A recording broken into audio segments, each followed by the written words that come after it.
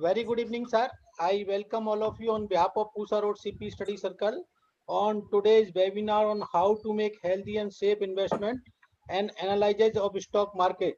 On this subject, our very learned elder brother CA CJS Nandaji, Honorable Council Member, is with us.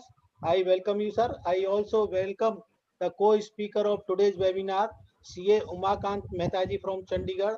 I also welcome Mehtaji. I also welcome Sunil Dhamija ji, Rajiv Kohli ji, Hemant Pava ji, and all the attendee on behalf of our study circle. And to introduce first Mehta ji, according to Nanda ji ने कहा है कि पहले मेहता जी के बारे में बोलना और मेरे बारे में बोलना ही मत। तो पहले मैं सर को मेहता जी को एक बार इंट्रोड्यूस कर दूं।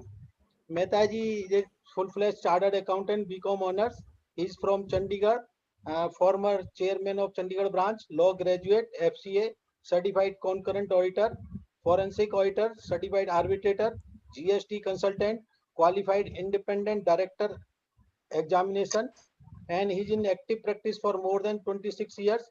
Income tax consultancy and litigation up to ITAT level, GST consultancy, statutory and internal audit, due diligence. He handled various assignments in government sector as well as private sector. He is co-opted member of Professional Development Committee of ICI. He has been nominated to Grievance Redressal Committee of GST for Panchkula Zone 1920 as nominee of ICI New Delhi. And he is also president of Chandigarh Management Association 2021, chairman of Chandigarh branch of NIRC during 2014-15, on board of directors of Lions Club Chandigarh Prosperity, associated with NGO to actively participate in social service and pay back to society, faculty of MCS of ICI, faculty of Accounts Training College Panchkula, Government of Haryana, faculty at Mahatma Gandhi State Institute of Public Administration, Government of Punjab. This is the brief profile of our today's very learned speaker Umakant Mehta ji. Welcome you sir. Nanda ji का आज मैं कोई introduction नहीं दूंगा क्योंकि नंदा जी अपने आप में एक इंट्रोडक्शन है और बहुत एक्सपीरियंस हमारे काउंसिल मेंबर हैं. लेकिन एक वृत्तांत मैं जरूर शेयर करूंगा कि अभी कुछ दिन पहले की बात है, 2-3 महीने हो गए होंगे. एक मेंबर बहुत परेशान था. वैसे तो एसएसपी पोर्टल से सारे काम इजी हो रहे हैं, लेकिन कभी कोई मेंबर गलती कर देता है तो बड़ी दिक्कत आती है. तो बेचारा बड़ा परेशान था और वो परेशान होकर के किसी ने नंबर दिया मेरा, तो मेरे से फोन आया. मैंने नंदा जी को फोन लगाया क्योंकि उस काम को सिर्फ नंदा जी कर सकते थे और कोई कर ही नहीं सकता था. तो नंदा जी ने इमीडिएटली कॉन्फ्रेंस कॉल ली और इंस्टीट्यूट के कंसर्न पर्सन को फोन करके उसको कहते हैं कि देखो राजेश जी मेरे छोटे भाई हैं, बड़े भाई हैं सॉरी, और फॉर्मर काउंसिल मेंबर हैं, आप इनकी जरा बात ध्यान से सुनो. मैंने उस मेंबर की सारी बात बताई. फिर नंदा जी ने उनका नंबर मेरे को दिया, मेरा नंबर उनको दिया, और आप सच नहीं मानेंगे कि sir with in 5 to 10 minutes उस मेंबर की प्रॉब्लम दूर हो गई.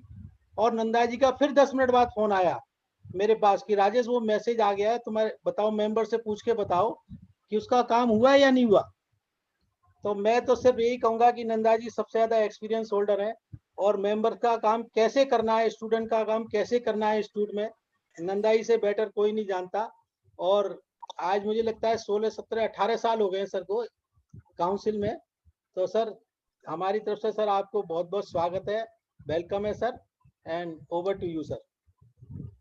Thank you Rakesh ji. मैं राजेश जी के बारे में ये कहता हूँ कि इनमें जुनून है लोगों की सेवा करने का, और इनसे थोड़ा बहुत सीखा है मैंने. मैं तो देखो जी, आई ज्वाइंट सीए 1987. मैं थोड़ा सा आपको अपना बैकग्राउंड बताता हूँ. And from that day I am involve in the institute activities. मेरा ये मानना है कि इंस्टीट्यूट हमारा अल्मा मैटर है, हमारा सब कुछ है. मंडल आयोग में भी मैंने बढ़ चढ़ के हिस्सा लिया. वीपी सिंह उस समय प्रधानमंत्री होते तो उनके घर में जाके जो फैसला हुआ, I was a part of that also. उसके बाद 98 से तो मैं काउंसिल में हुई हूँ. तो मेरा ये मानना है कि मेरा 1 पॉइंट एजेंडा रहता है कि मेंबर को तकलीफ ना हो. मेंबर, मैं आप सबसे कह रहा हूं, मैंने अपना नंबर दिया, मेरा कभी भी फोन करना. मैं कभी नंबर दे के फोन नहीं उठाता, अनजान नंबर से फोन कराना. मेरे पास तो आधे से ज्यादा फोन दिल्ली के बाहर के स्टूडेंट्स के आते हैं. कोई बंगाल से आ गया, कोई बिहार से आ गया, कोई तमिलनाडु से आ गया. अगर आप if you are in the institute, it becomes your imperative duty to serve the membership, which is of paramount importance. अगर आप मेंबर की सर्विस नहीं कर पा रहे तो आपका वहां होना व्यर्थ है, अगर आप समय नहीं दे पा रहे तो होना व्यर्थ है। वही आदमी को जाना चाहिए जिस जगह पर उसके पास वर्थवाइल समय हो जिसकी वो सेवा कर सके। और आप जानते हैं सर हमारा इंस्टीट्यूट कितने अच्छे से शिद्दत के साथ तरक्की कर रहा है। 3 दिन पहले हमारा 73वां सीए डे था, उसकी मैं आप सबको बहुत बहुत बधाई देता हूं। I am proud to be a proud member of our institute which was having its 73rd inception day 2 days back. और उस दिन एक प्रोग्राम था जिसके अंदर मैंने शिरकत की हरीश साल्वे जी के साथ फ्रॉम लंदन। तो आप देखिए लोगों की कितनी आस्था थी कि जब ये प्रोग्राम शुरू हुआ तो उस समय तकरीबन 77,000 लोग थे। 77,000 people were there when we started the program। उससे पहले पीयूष जी का लेक्चर तो उसमें भी इतने लोग थे। पीयूष गोयल जी के इमीडिएटली बाद ये सेशन था जिसमें ये आए थे और भारत बायोटेक के सीएमडी आए थे। प्रोग्राम बहुत अच्छा था। तो मुझे इस बात की खुशी है कि हमारी कंटिन्यूइंग प्रोफेशनल एजुकेशन इस लेवल पर आ गई है कि हम सब अब पढ़ाई की तरफ ध्यान देते हैं। अभी भी हमारे पास 145 मेंबर्स हैं और मुझे बताया गया कि कोई तकरीबन 450 लोगों की रजिस्ट्रेशन है। तो इसका मतलब है कि कितना इंटरेस्ट होगा। रविवार की भरी दोपहरी में अगर इतने लोग आ रहे हैं तो इसका मतलब हम कहीं ना कहीं तरक्की की तरफ चल रहे हैं। मेरा जिंदगी में एक बात का बड़ी शिद्दत से मानना है, it is only education that will change the mindset of each and every person on this planet. चाहे आपकी उम्र 80 साल है, चाहे आपकी उम्र 8 साल है, एजुकेशन सीखने से आप बदलोगे। और मैं जिस कम्युनिटी से बना उसको सिख कहते हैं। सिख का मतलब होता है जो सीख रहा हो, जो सीखने को सदैव तत्पर हो, उसे सिख कहते हैं। 1 सेकंड मुझे दीजिएगा, 1 सेकंड, ओनली 1 सेकंड।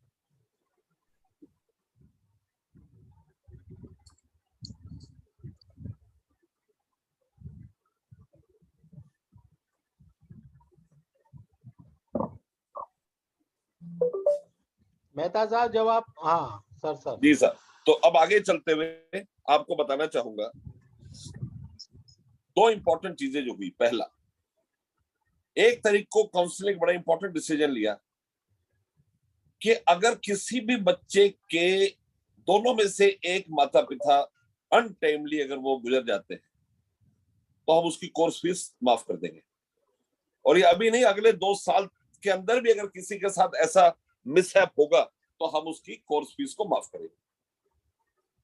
दूसरा, एमसीए से बड़ा मुबारक मैसेज आया 1 तारीख को। एमसीए ने हमें गिफ्ट दिया सीए डे का कि अब हम मल्टी डिसिप्लिनरी फॉर्म्स बना सकते हैं।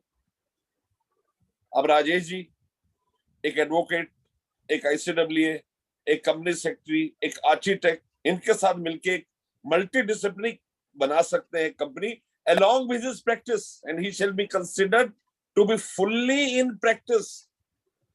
He can train articles, do CAG and RBI work, full time practice। जिस फर्म में काम करते हैं राजेश की अग्रवाल एंड कंपनी, उसके ये पार्टनर रहेंगे और साथ में ये अपनी एक कंपनी बना सकते हैं, अपनी एक एलएलपी बना सकते हैं, ऑन मल्टी डिसिप्लिनरी एलएलपी बना सकते हैं। ठीक है साहब। तो बस अब आप इस सेशन को शुरू करने लगे हैं स्टॉक मार्केट का।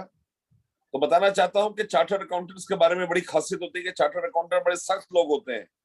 तो एक सीए साहब ने कहा सब लोगों से अपने बारे में कि जुबान कड़वी ही सही पर साफ रखता हूं, जुबान कड़वी ही सही पर साफ रखता हूं, कौन कहां कब बदल गया सबका हिसाब रखता हूं। तो चार्टर्ड अकाउंटेंट हम सब सीए हैं। तो मैं आप सबको मुबारकबाद देता हूं दोबारा से 73वें वर्षगांठ की। और आगे चलते हैं सर आज के टॉपिक। आज का टॉपिक स्टॉक मार्केट। इसके बारे में लोगों में भिन्न भिन्न भ्रांतियां हैं। एक साहब ने बड़ी शिद्दत से बताया कि स्टॉक मार्केट में लखपति बनना बहुत आसान है, प्रोवाइडेड आप पहले से करोड़पति। एक साहब ने बहुत अच्छी बात बताई, वो कहते देखो जी, if god was to create something that could confuse human minds, he could not have invented something better than the trading terminals। जिंदगी के अंदर 2 लोग, किसी भी काम के लिए 2 लोगों का होना बड़ा जरूरी है। अगर आप स्टॉक मार्केट में खरीद रहे हो तो बेचने वाला जरूरी है, अगर आप अपनी प्रॉपर्टी बेच रहे हो तो लेने वाला जरूरी है। ट्रांजैक्शन होना बहुत जरूरी है। जब 2 लोग आएंगे और 2 लोग जहां आकर मिलेंगे वहां पर प्राइस मिलती है, इक्विलिब्रियम। वहां तो आप देखते हो ना, टमाटर का रेट 10 रुपए थे जी 50 रुपए हो गए। क्यों? क्योंकि बायर बढ़ गया, सेलर कम हो गया। ऑटोमेटिकली जब बायर बढ़ जाएगा और सेलर कम हो जाएगा तो प्राइस ऊपर होगी, अगर बायर कम होगा, सेलर का प्रेशर आएगा तो प्राइस गिर जाएगा। Very clearly you have to understand one very important facet of life, that we all have to have different mindsets in life. तो positive mindset about the market जिससे मैं बहुत इन्फ्लुएंस हुआ वो ये है कि if you want to become a multi millionaire, I repeat, if you want to become multi millionaire by legitimate means, there is no other option than the stock market. अगर आप सही, आप देखते हो सही अमीर होते हैं, अडानी अमीर हो गए, अंबानी अमीर हो गए, कहां से अमीर हुए? इनकी प्रमोटर होल्डिंग बढ़ती चली जाती है, अमीर होते हैं। वैसा तो उनके पास कैश पड़ा हुआ है। आप कहते हैं ना कि आज अंबानी की, आज मुकेश अंबानी की नेटवर्थ 50,000 करोड़ से बढ़ गई। कैसे बढ़ गई? अगर आप लेजिटिमेटली अमीर होना चाहते हो तो मार्केट वो जगह है। और इस साल पहली काउंसिल मीटिंग में काउंसिल ने इस बात को एग्री किया और चार्टर्ड अकाउंटेंट्स को अलाउ किया कि आप फ्यूचर ऑप्शन में डील कर सकते हैं। एक बड़ा बुनियादी फैसला था ये, बड़ा इनकलाबी फैसला था। हम अपने शेल से बाहर आके हमने अपने मेंबर को कहा कि आप जो प्रोफेशनल नॉलेज एक्वायर किया उसको इस्तेमाल करो। बड़े इस पर डिस्कशन थे, डेरिवेटिव्स बिजनेस होता है, करना चाहिए नहीं करना चाहिए, पर अल्टीमेटली काउंसिल ने in its own wisdom decided that chartered accountants in its individual name can do future transactions। ऐसा नहीं आप क्लाइंट के लिए नहीं कर सकते, क्योंकि वो कहते हैं आप उसके लिए, आपके पास वो नॉलेज होनी चाहिए। अपना नुकसान नफा तो आपके हाथ में है। अदरवाइज आप इन्वेस्टमेंट काउंसलिंग कर सकते हैं, इन्वेस्टमेंट एडवाइजरी कर सकते हैं। सेबी कहता है कि it is in blood of any chartered accountant can do that, there is no issue. और आज सेबी का एक सर्कुलर सुबह आया है कि आप पीएमएस नहीं कर सकते। जी हाँ, पोर्टफोलियो मैनेजमेंट तो नहीं कर सकते ना, लेकिन आप बता सकते हो अपने क्लाइंट को कि ये खरीदो, ये बेचो, इस समय निकलो, इस समय निकलो। This is purely your advice. तो आपको ये समझना पड़ेगा कि अगर आप लेजिटिमेट मींस से बाजार में इन्वॉल्व होना चाहते हो तो कैसे होगा। मैं अगले 1 घंटा बोलूंगा, तकरीबन 6:23 हुए, 4:23 हुए, 5:20-22 तक बोलूंगा। मैं आपको थोड़ा सा बैकग्राउंड बताता हूँ। बहुत सारे लोग मार्केट में इन्वेस्ट करना चाहते हैं। क्या बैकग्राउंड है मार्केट में इन्वेस्ट करने का? सबसे पहली बात आप ध्यान से सुनो, आपका जो सोच है उस सोच को डिफाइन करना पड़ता है। बाजार में 4 पैसे कमाने के लिए अपने आप को मजबूत करना पड़ता है। कहते हैं ना, जो खैरात में मिलती कामयाबी तो हर शख्स कामयाब होता। राजेश अग्रवाल बनने के लिए बहुत जान लगानी पड़ती, ऐसे राजेश अग्रवाल नहीं बनते। मैंने एक मैसेज रात को इनको 2 बजे डाला, सुबह 5:45 में इनका जवाब आ गया। राजेश अग्रवाल बनने का मतलब ये नहीं कि सड़क से उठा राजेश अग्रवाल बन गया। बहुत कुर्बानियां देनी पड़ती, बहुत समय निकालना पड़ता है, बड़ी मेहनत करनी पड़ती है। तीज त्योहार फैमिली को गुड बाय करके आदमी यहां पर आता है। तो कहते हैं ना, जो खैरात में मिलती कामयाबी तो हर शख्स कामयाब होता, फिर कदर ना होती किसी हुनर की और ना ही कोई शख्स लाजवाब होता। मेहता जी ने इतनी डिग्रियां ली हैं, ऐसे नहीं है। हर काम के लिए आपको अपना समय निकालना पड़ता है। और स्टॉक मार्केट के अंदर आप इमीडिएटली रिवॉर्ड होते हो। प्रैक्टिस करने के अंदर आपको समय चाहिए। आपने एक अच्छा काम किया, उसने किसी को बताया, एडवर्टाइजमेंट सॉलिसिटेशन हम कर नहीं सकते, तो धीरे धीरे काम आता है। लेकिन स्टॉक मार्केट में सबसे जरूरी है आपकी इमीडिएट डिसीजन लेने की पावर। और रिपोर्ट कार्ड हाथ क्या आता है, आपने डिसीजन लिया और 2 मिनट में आपको पता है डिसीजन ठीक है गलत। आपकी रिसर्च जो करी उसका रिजल्ट 2 मिनट में आ जाता है कि डायरेक्शन क्या जा रहा है। तो सबसे पहला काम, बिफोर मैं आपको 20-22 पॉइंट डिस्कस करूंगा कि आपको क्या करना चाहिए मार्केट में वैल्यू एंड वर्थ बनाने के लिए, लेकिन सबसे पहले अपने आप को समझें। मार्केट में 4 तरह के प्लेयर होते हैं। पहले जिसको कहते हैं गैम्बलर्स। गैम्बलर वो लोग होते हैं जो अपनी विम एंड फेंसेस पे ट्रेड करते हैं। आज मंगलवार है, आज तेज होगा। आज बुधवार है, बुधवार को मेटल डाउन होते हैं। आज शुक्रवार है, शुक्रवार को गैस ऊपर होती है। विम्स एंड फैंसी को लॉजिक नहीं है। मैं सुबह पहले लेट उठता था, तो एक दिन मेरे पिताजी ने हुक्म किया कि बेटा तुम्हें सुबह 6 बजे उठना है। 6 बजे उठ के आदमी क्या करे? मैं अपने बालकोनी में खड़ा होता था। चार्टर अकाउंटेंट का दिमाग है, खाली तो रहता नहीं। जब बाहर मैंने देखा तो वहां पर एक केबल की तार जाती थी और उस तार पे तोते बैठते थे। 2 दिन में मैंने पिताजी के आशीर्वाद का फल भोग लिया। तोते अगर ऑड होते थे मार्केट नीचे होती थी, तोते इवन होते थे मार्केट ऊपर होती थी। तो मैं सुबह अपना 9 बजे देखता था मार्केट ऊपर है, तोते 6 हैं तो बाजार में ले लो, अगर ऑड है तो बेच दो। लेकिन आदमी एंटरप्राइजिंग होता है, खतरों का खिलाड़ी होता है, चार्टर अकाउंटेंट खास तौर पे, तो कल कितने तोते होंगे इसके एंटिसिपेशन में मैंने आज ही माल खरीदना बेचना शुरू कर दिया। अब क्या आपने मान लिया हुआ तोते कभी 3 होते हैं, कभी 7 होते हैं, कभी 1 होता है। 11:30 बजे की बीवी कहती 6 बजे से 11:30 बजे तक बालकनी तुम देख क्या रहे हो भाई?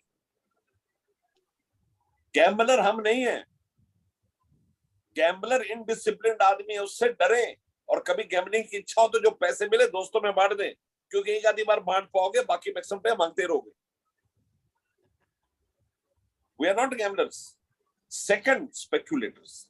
आपने बाजार में कभी ट्रेड किया, आप देखते हो ना बड़े सारे 10 रुपए 5 पैसे में इतना है, 10 रुपए 10 पैसे में इतना है, 10 रुपए 15 पैसे 20 पैसे, हजारों बायर सेलर होते हैं, वो स्पेक्युलेटर होते हैं। स्पेक्युलेटर को नॉर्मल टर्म में बुरा माना जाए ना जाए, लेकिन स्टॉक मार्केट में उसकी बड़ी इज्जत होती, क्योंकि वो बाजार में कभी नुकसान नहीं करता, वो बाजार की उजरत से अपने बच्चों का पेट पालता है।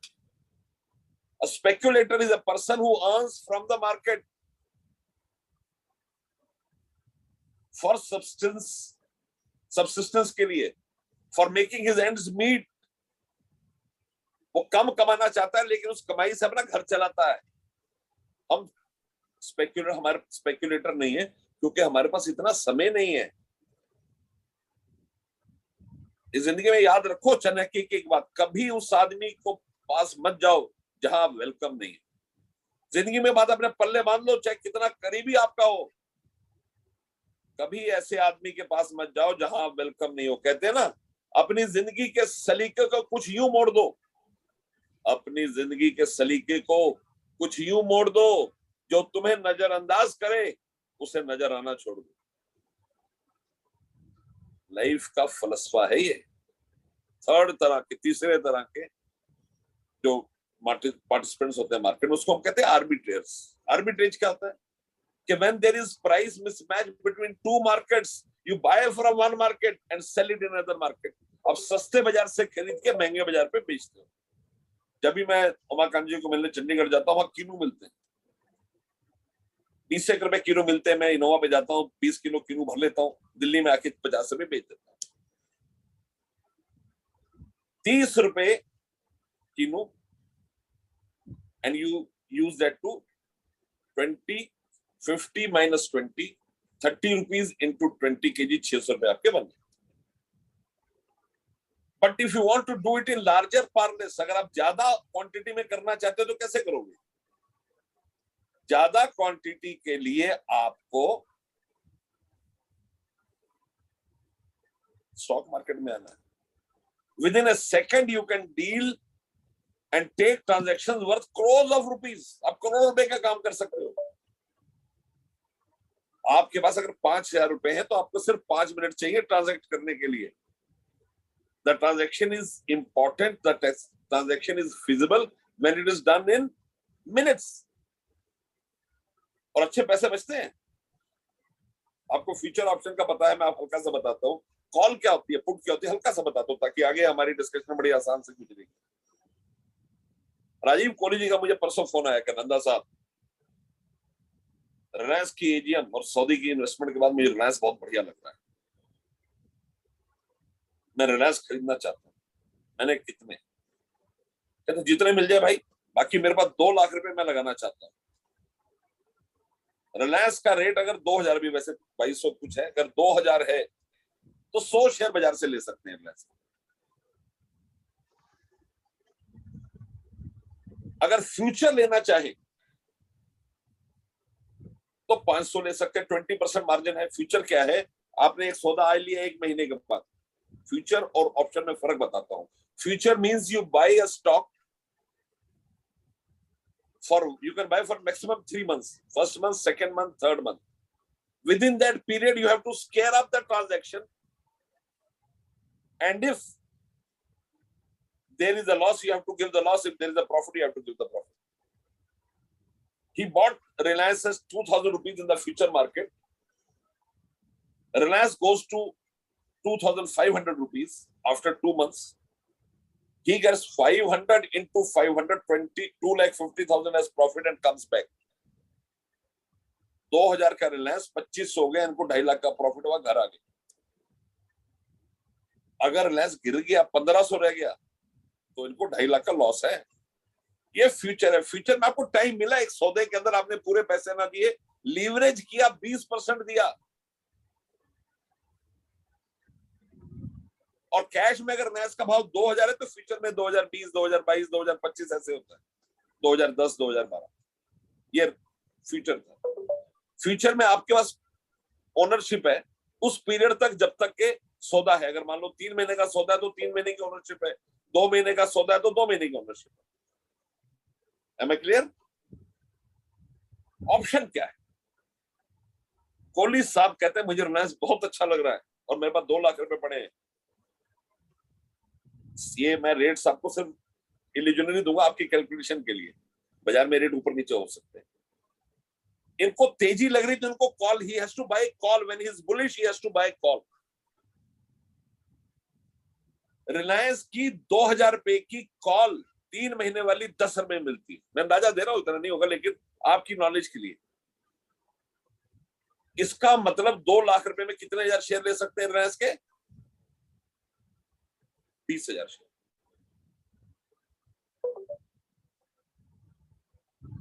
हो सकता है 100 रुपया हो, मैं आपको एग्जांपल दे रहा हूं, 99% 100 रुपये ही होगी 3 महीने वाली। 100 रुपया भी मानो तो कितने शेयर ले सकते हैं ये जी? 2,000। 2,000 शेयर कोहली साहब ने ले लिए रिलायंस के। इनको 3 महीने तक रिलायंस की ओनरशिप मिल गई। 3 महीने में रिलायंस का रेट 2,000 से 3,000 हो गया। 1,000 रुपए इनका प्रॉफिट है। 1,000 रुपया प्रॉफिट, उसमें से आप माइनस कर दो जो इन्होंने 100 रुपए दिया, 900 रुपए इनका प्रॉफिट हो गया।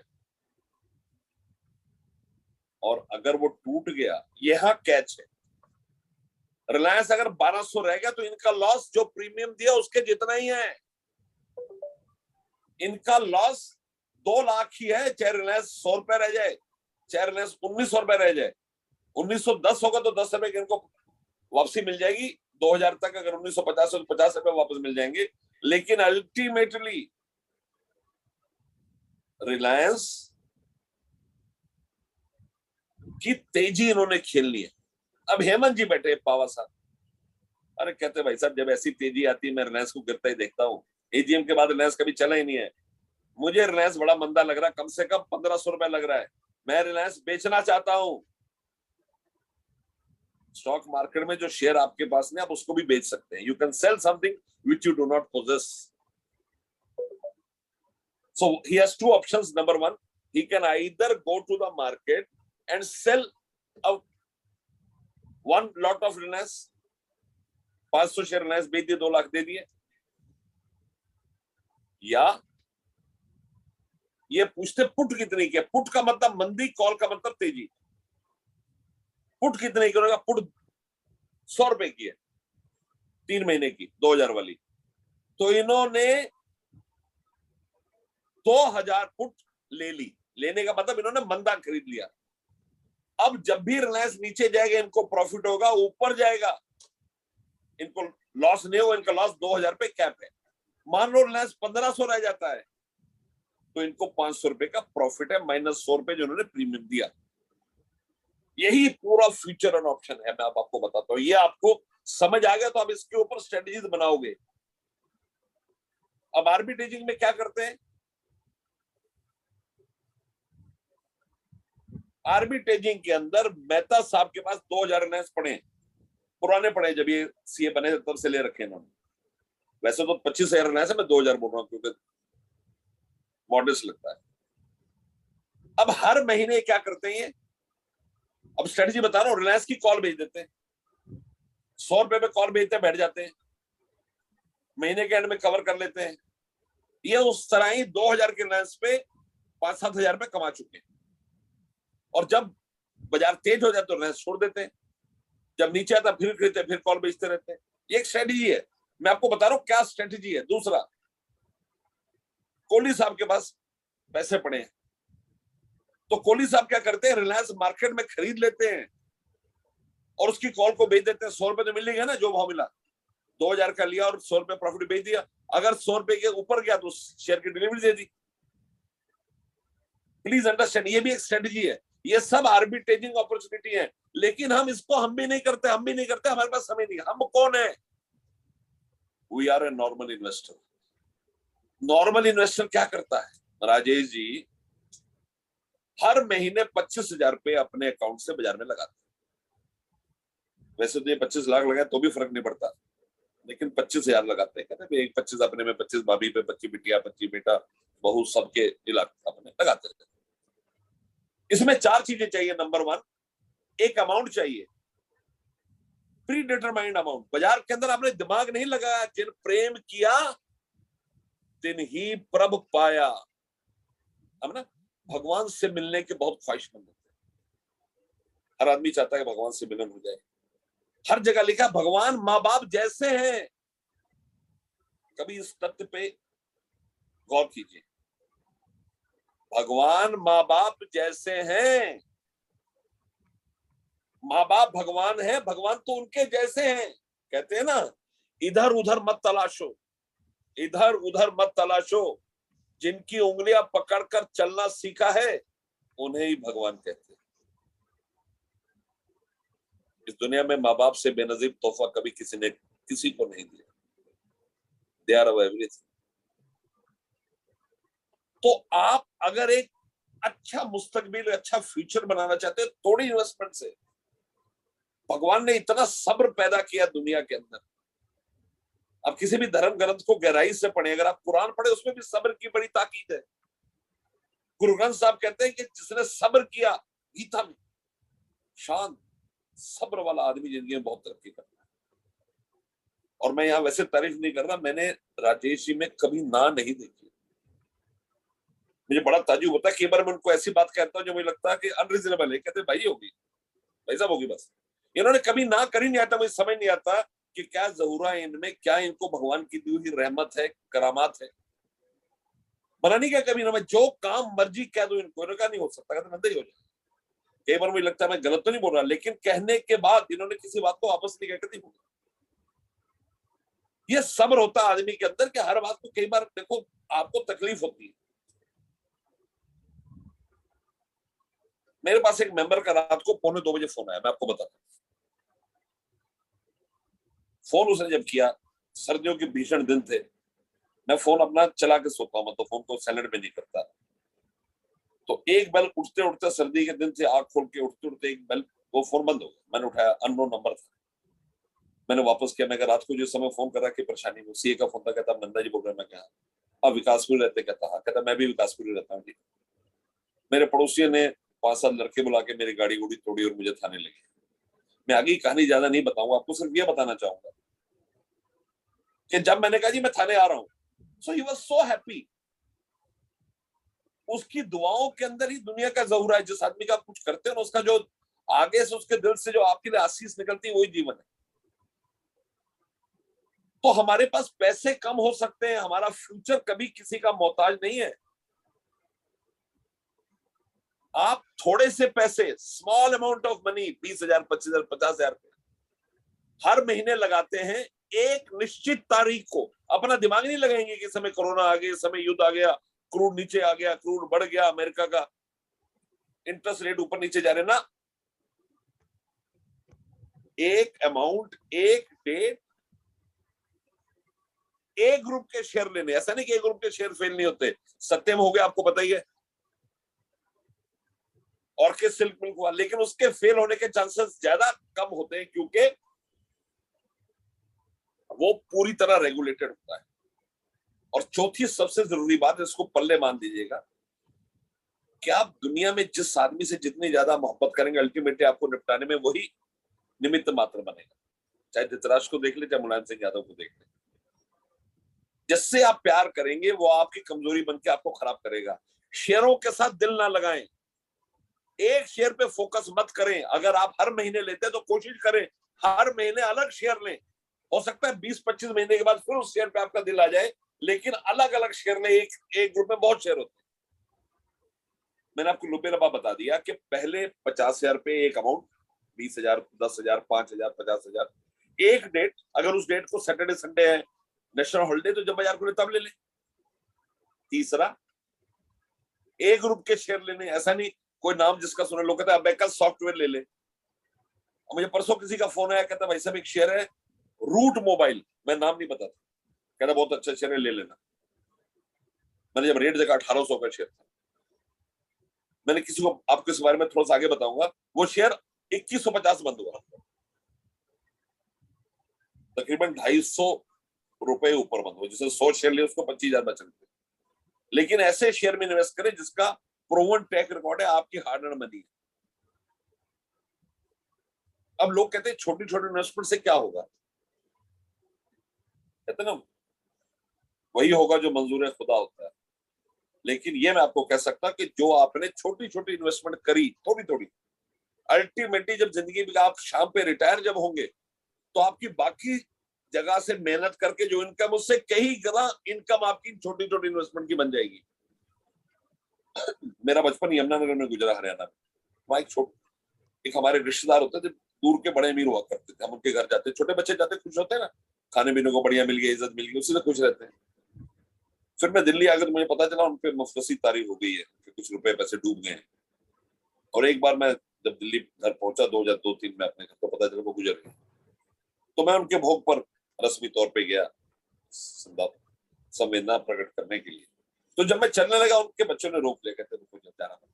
मैं बैठ गया। तो उनके जाने के बाद उनके बच्चे, उनके बहुएं, उनकी बेटियां, दामाद, सब उनका एक बड़ा बक्सा होता था काले रंग का, जो हम मिलिट्री, हम आपके बाप दादाओं के पास ध्यान होगा, खासतौर से लोग पाकिस्तान से आए, कोहली साहब, बाबा साहब, इनके पिताजी जब आए होंगे कोहली साहब के, तो वैसा बड़ा अटैची आपके घर में होगा, वो बड़ा सा अटैची नहीं कहते उसको, ट्रंक कहते हैं, लोहे का बना हुआ, स्टील वाला भारी। उसको जब खोला गया तो उसमें बहुत सारे शेयर पड़े थे, रैस के 7,000 थे तकरीबन। उस ट्रंक के अंदर उस समय के अंदर भी कम से कम नहीं तो 70, 80, 50, 60, 70 करोड़ के शेयर थे। वो शेयर एक्वायर कैसे किए उन्होंने? 40 शेयर रिलायंस लिए, उनके पास 6700 रिलायंस थे जी। 9,000 के पास आईटीसी था, नेस्ले था, लीवर था, हर टॉप कंपनी का शेयर उनके पास था। और उन्होंने लंडी भाषा होती है जिसके अंदर अकाउंटिंग कर रखी थी। उस जमाने में उनके पास लाखों रुपए का डिविडेंड आया हुआ था। अगर वो शेयर आज उनकी फैमिली के पास पड़े होंगे तो कम से कम 700-800 करोड़ के हो गए। छोटी छोटी इन्वेस्टमेंट, कभी बाजार से शेयर नहीं लिया, एक छोटा सा शेयर लेते थे, अच्छा डिविडेंड मिलता था, अच्छा राइड बोनस मिलता, राइड में अप्लाई कर लेते थे। तो अगर 1984 में किसी ने 10,000 रुपए विप्रो में लगाए, तो आज उसकी कीमत 600-700 करोड़ कम से कम है। जब मैं लेक्चर देता था ना इन पर्सन, तो लोग पूछते थे चाय पे या नाश्ते खाने पे कि नंदा जी ऐसा शेयर बताओ जो आप चले गए विप्रो की तरह। मैं कहता था भाई साहब अपना एड्रेस दे दो, मैं आपको तार डाल दूंगा। अब ना तो खाने रहे, ना फिजिकल मिलना रहा, और ना ही तार विभाग ही बंद कर दिया उन्होंने।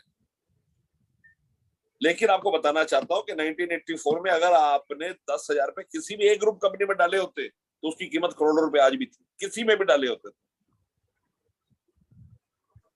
तो आप इन्वेस्टर हो। एक तो इन्वेस्टर है जो मैं उसके बारे में आपको बताया, कब इन्वेस्ट करते हो, इस तरह कर सकते हो। ये एक चैप्टर खत्म। अब अगला मैं बात करता हूँ ट्रेडिंग की। जब आप ट्रेडिंग करते हो, देखो आप ट्रेडिंग थ्रिल के लिए करते हो कि पैसा कमाने के लिए करते हो? बहुत सारे लोग ट्रेडिंग करते थ्रिल के लिए, मजे के लिए। अरे शेयर ले लिया, बढ़ गया, गिर गया, कमाल हो गया यार। तो चार्टर अकाउंटेंट के पास पैसों की कमी होती नहीं, वो शेयर लेके आराम से उसको सेकते हैं, कोई बात नहीं, गिर गया, बढ़ गया, चल गया, देख लेंगे, कर लेंगे। अगर आप थ्रिल के लिए पैसे कमाने के लिए बाजार में ट्रेड करते हो, तो मैं आपको 15-20 बातें बताऊंगा। पहला, जब भी ट्रेड करते कम ट्रेड करें। ज्यादा ट्रेड, आदमी में बहुत ज्यादा प्रवृत्ति होती है ज्यादा ट्रेड करने की। आपने रजिस्टर काल देखा था, द्रौपदी को दांव पे लगा दिया था। आपकी कन्विक्शन इतनी स्ट्रांग हो जाती है, आपको लगता है बिल्कुल ठीक हो। आपको एक पहले ताकीद देता हूं, बाजार से कभी मत टकराना, बाजार से कभी मत टकराना। कहते हैं ना कर तकदीर का शिकवा, ना कर तकदीर का शिकवा, मुकद्दर आजमाता जा। ना कर तकदीर का शिकवा, मुकद्दर आजमाता जा, मंजिल खुद ब खुद नजर आएगी, कदम यूं ही बढ़ाता जा। छोटे छोटे ट्रेड के अंदर पैसे कमाए धीरे धीरे। अगर कोई आदमी बाजार के अंदर 5 या 10 रुपए रोज के कमाना चाहता, बड़ा आसान। लेकिन अगर आप रातों रात, लोग परेशान पता क्या होते हैं कि मैंने लगा लिया बाजार के अंदर 20 लाख रुपए, मैंने और राजेश जी ने इकट्ठे लगाए, मेरे 20 लाख 30 हो गए, राजेश जी का 50 हो गए, और मैं मन ही मन कमाल कर दिया, भाई राजेश हमसे ज्यादा समझदार थोड़ी ना, हम एक्सपर्ट है टेक, हमारे 30 ही बने, वो 50 बना गया। इस बात की खुशी नहीं कि 10 बन गए, हमारा साइकोलॉजिकल बेंट ऑफ माइंड जो है ना। मैं आपको बड़ी पते की बात बताता हूँ, 2004 में जब कांग्रेस जीती थी, सोनिया गांधी के प्रधानमंत्री बनने के बाद थी, और एक गुरु राजा था सीपीएम का, उसके फाइनेंस मिनिस्टर बनने के बाद बाजार बड़ी बुरी तरह टूटा। वहां पर एक साहब थे जो ट्रेड करते हैं, बड़ी सारी कॉल पुट का स्ट्रेडल होता है, मैं आपको एक स्ट्रेटेजी बताता हूँ। स्ट्रेडल, आज निफ्टी है 10,000 रुपए एग्जाम्पल, अच्छा 16,000 है, आपने कॉल और पुट दोनों ले ली, ये हमारे यहां से बनी थी, ये डेरिवेटिव देने वाला हिंदुस्तान है, सिरसा और अमृतसर, आपने मंदा तेजी दोनों खाली, इसको कहते हैं स्ट्रेटजी को स्ट्रेडल। आपने 16,000 की कॉल ले ली 100 रुपए में, 16,000 की पुट ले ली 100 रुपए में। ध्यान से समझे, अगर 16,100 रुपए से ऊपर जाएगी तो आपका प्रॉफिट शुरू है, 16,100 से नीचे जाएगी आपका प्रॉफिट शुरू है। आपका लॉस सिर्फ 200 रुपए है अगर उससे नीचे ऊपर बंद होती है या बीच में बंद होती है, उससे भी कम ही होगा। खैर अगर नीचे जाएगी तो नीचे वाले में पैसे मिल जाएंगे, ऊपर जाएगा तो ऊपर में मिलेंगे। तो जब भी कोई बड़ा इवेंट होता है, बजट आना है, इलेक्शन आना है, लोग नॉर्मली स्ट्रेडल कर लेते हैं। उस आदमी का स्ट्रेडल था, उसके पास कॉल पुट दोनों थे, उसने पैसे लगा रखे थे, उसको पता भी नहीं था, पहले बाजार टूटा, उसके पास मिल गए, उसने उसमें प्रॉफिट बुक किया, बहुत खुश था, और उसके बाद बाजार चल पड़ा। जब मनमोहन सिंह बन गए प्रधानमंत्री और चिदम्बरम बन गए फाइनेंस मिनिस्टर, जितने उसने मंदी में कमाए थे उससे 10 गुना से तेजी में कमाए। मेरे पे फोन है, मैं मिलना चाहता हूँ, वो और उसकी वाइफ आए, बड़ा दुखी परेशान, कहते नंदा जी आपसे मिलना, मेरे ऑफिस आए पटेल नगर में, बैठे हम दोनों, कहते नंदा साहब को डिस्कस करना है। मैंने कहा भाई साहब सब ठीक तो है। जब बाजार का नाम लिया मुझे लगा बहुत नुकसान हो गया, मैं कहा बाजार में कम इन्वेस्ट करा करूं, सोच के करा। कहता क्या करूं भाई साहब, प्रॉफिट हुआ है 10 करोड़ रुपए का। मैंने कहा भगवान आप तो प्रभु हो, आपकी फोटो लगाओ मैं यहाँ लगाता हूँ। कहता क्या बात कर रहे हो भाई साहब, टैक्स इस पे देना पड़ेगा, कैसे दूं, एडजस्टमेंट बताओ, कोई सिस्टम बताओ, कैसे इसको एडजस्ट करूं, कौन सा बिल ले लूं, कौन सा लॉस प्रॉफिट। मैं कहा भगवान मालिक ने 10,000 दिए हैं, टैक्स दो और जाओ माता वैष्णो देवी, वैष्णो देवी के बड़े भगत थे। खैर वो कन्विंस नहीं हुए, उनके चेहरे में शिकन और परेशानी बकायदा। उसके 5 महीने बाद फिर मेरे पास आए, बड़े बीमिंग, बड़े चार्ज। अब मैं तो आदमी दिमाग है, मैंने सोचा मैं 50 करोड़ कमा लिया। कहते नहीं भाई साहब, जो कमाया था गवा दिया, टैक्स देने की जरूरत नहीं पड़ेगी। एडवांस टैक्स देने में कोई इशू था जून क्वार्टर का। अब मेरी बात समझो सर, कहां आपके पास 10 करोड़ आ रहे हैं, आपको टेंशन है कहां पैसे चलेंगे, आपको गम है। पहले अपने माइंड को स्ट्रॉन्ग करें। कहते ना मंजिलें पांव पकड़ती हैं ठहरने के लिए, मंजिलें पांव पकड़ती हैं ठहरने के लिए, मगर शौक कहता है 2 कदम और सही, 2 कदम और सही। देखिए अपने दिमाग को देखिए, इतना स्ट्रॉन्ग बनाने। किसी ने स्वामी विवेकानंद जी से पूछा, Swami you have gone through Veda and Upanishad n numbers of time, can you tell me in a line the gist of Veda and Upanishads? Swami smiled and said, my boy, in a line, I shall not only tell you the gist of Veda and Upanishads, I will tell you the entire concept on which India thrives. The words written by Swamiji are written in golden words in Indian history. The words are strength is life and weakness is death. इसका मतलब ये नहीं कि कल से आप जाके iron pump करें जिम में, यहाँ की ताकत जहनी ताकत। प्लीज हजम करना सीखे, जब इनकम हो हजम करें। बहुत कम्प्लेक्स नहीं तो दुनिया, हम उसको बहुत कम्प्लेक्स करके चलते हैं, रिश्तों को कम्प्लेक्स, इबादत को कम्प्लेक्स। जो आदमी सच्चे मन से भगवान की इबादत करता है, वो अपने घर में भगवान के सामने हाथ जोड़ के भी तीरथ पे ही है। जिसके मन में कपट है वो जिस मर्जी तीरथ पे चला जाए साथ, भगवान उसके करीब नहीं। भगत रविदास का नाम सुना होगा जी, चमड़े से वो जूतियां बनाते थे, खून से रगो रहते थे और हर बार एक ही भजन करते थे, बहुत जन्म पिछड़े थे माधो, ये जन्म तुम्हारे लिए। कभी आप सुने इसको, गुरबाड़ी में भी है और सारे कहीं पर भी आप लगाए यूट्यूब पे, बहुत जन्म पिछड़े थे माधो, ये जन्म तुम्हारे लिए। एक मुस्लिम भगत सेंधा जी थे जो कसाई थे। तुलसीदास जी, सूरदास जी के बारे में तो क्या कहूं, बच्चे बच्चे को मानो। कबीर जी के बारे में क्या कहूं, कबीर जी ने कितनी अच्छी बात बताई, माथे तिलक हाथ माला बाना, माथे में तिलक लगा के हाथ में माला लेकर, माथे तिलक हाथ माला बाना, लोगन राम खिलौना जाना, लोग भगवान को ही अपने हिसाब से चलाने की कोशिश कर। तो साहब मैं सिर्फ ये बताना चाह रहा हूं कि मार्केट के अंदर कम ट्रेड करके बहुत पैसे कमाए जा सकते हैं अगर आपका खुदा पर पूरा यकीन है। Second, paper trading. बहुत सारे लोग मेरी बातें सुनकर प्रेरित हो रहे होंगे मार्केट में इन्वेस्ट करने के लिए। मेरी आप सबको पुरजोर गुजारिश है, मार्केट में सीधा मत कूदे, बहुत नुकसान हो जाएगा साहब। और उस नुकसान के बाद ज्यादातर लोग मार्केट में आते हैं, थोड़ा सा कमाते हैं, उसके बाद नुकसान करने के बाद अपने आने वाली पुश्तों के लिए वसीयत लेके जाते हैं कि जिंदगी में सब कुछ करना, बाजार में मत जाना। आपके उतावलेपन का नुकसान आपके आने वाली जनरेशन को नहीं होना चाहिए। पेपर ट्रेडिंग करें, पहले पेपर पे करके देखिए, रिलायंस अच्छा लगता है ले लिया, टाटा खराब लगता है बेच दिया, और उसके बाद देखिए 10 दिन में आपको प्रॉफिट होता है। अगर आप कंसिस्टेंटली प्रॉफिट की तरफ सोच रहे हैं तो उसमें चले जाएं, आप बहुत सक्सेसफुल रहेंगे जिंदगी में। Please appreciate, if you feel you are on the right track then only go and invest in the market.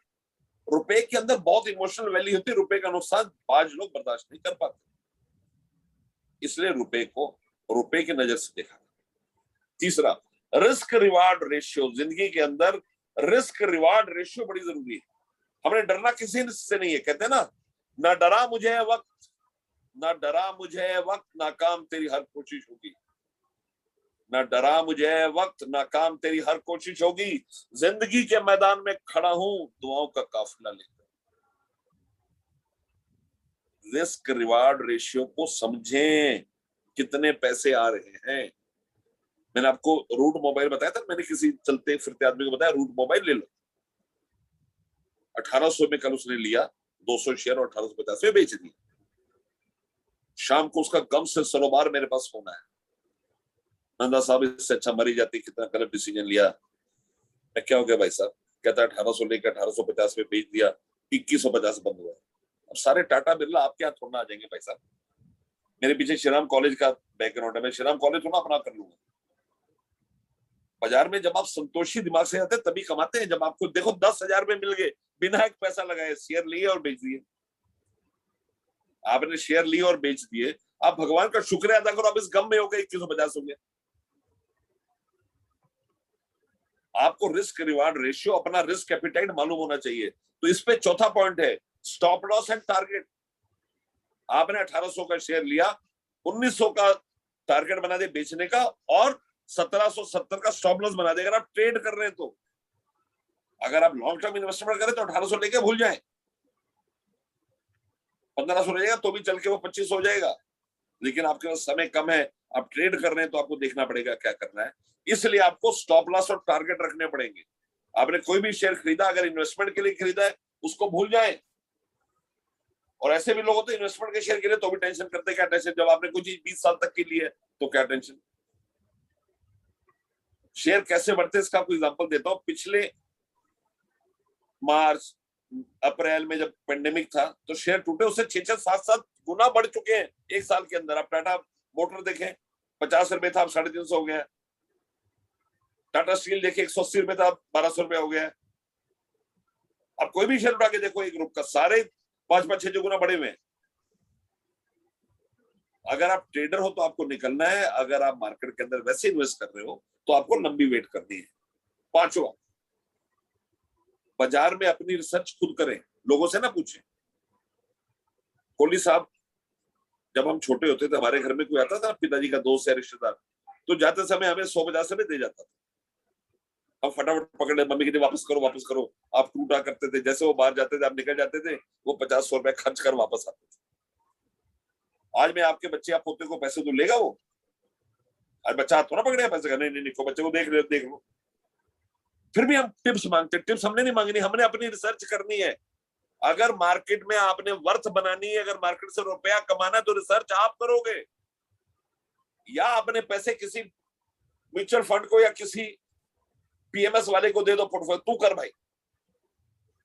आप पूछ के गाड़ी नहीं चला सकते। कभी देखा आपने गाड़ी चला रहे हो, भाभी गाड़ी चलानी पड़ी, राजेश जी क्या करूं, आप फटाफट इधर साथ से नीचे लेफ्ट कर, फर्स्ट गियर हो गया, अब राइट में ब्रेक मार, एक्सीलेटर, गड़बड़ी है ना। या तो सीखो, बाजार में ट्रेडिंग सीखो, रेजिस्टेंस सीखो, टेक्निकल सीखो, फंडामेंटल सीखो, या अपनी रिसर्च करो। 5 शेयर पकड़ो, उसको देखो कब चलते गिरते हैं, आपको समझ आ जाएगा कहाँ चलते हैं। आप लोगों को समझ लेते हो ना। जिंदगी में कहते हैं सोचने से कहाँ मिलते हैं तमन्नाओं के शहर, सोचने से कहाँ मिलते हैं तमन्नाओं के शहर, चलने की जिद भी जरूरी है मंजिल पाने के लिए। अगर मार्केट से आपने पैसा कमाना है तो आपको अपनी रिसर्च करनी पड़ेगी। और रिसर्च में सबसे इंपॉर्टेंट क्या है? देखो रिसर्च क्या करते हो, कौन सी शेयर में एक्टिविटी है बाजार में। सबसे अच्छी बात क्या है, मेरे एक पटेल नगर में सीए दोस्त, उनका सुबह मुझे रोज 8 बजे फोन आता है, नंदा साहब बाजार का लग रहा है। इससे पहले मैं कुछ बोलूँ वो जवाब भी खुद देते, या तो बाजार है जो ऊपर जाएगा नीचे जाएगा। और शाम को उनका फिर 8 बजे फोन आता है, मैंने कहा था ना ऊपर जाएगा, देखो ऊपर आ गया, मैंने कहा था नीचे जाएगा, टूट गया। बाजार तो ऊपर नीचे जाएगा ना। तो आपको वो शेयर चाहिए जिसमें एक्टिविटी हो। कहां से लोगे शेयर? शेयर खुद देखो, आपके पास मोबाइल है ना, उस पर टाइप करो ब्राउजर के अंदर top 10 loser gainer, top 10 gainer NSC लिखोगे, आपके पास 10 लूजर 10 गेनर आएंगे।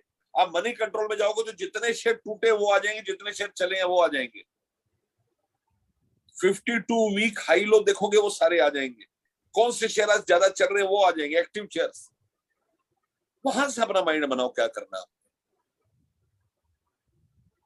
आप लोगों से ना पूछो, आपको उसका बैकग्राउंड नहीं पता। और 5-7 शेयर को हमेशा स्टडी करो। एल&टी हो गया, टाटा हो गया, रिलायंस हो गया, डॉक्टर रेड्डी हो गया, इनको स्टडी करो और अपनी वर्किंग खुद करो।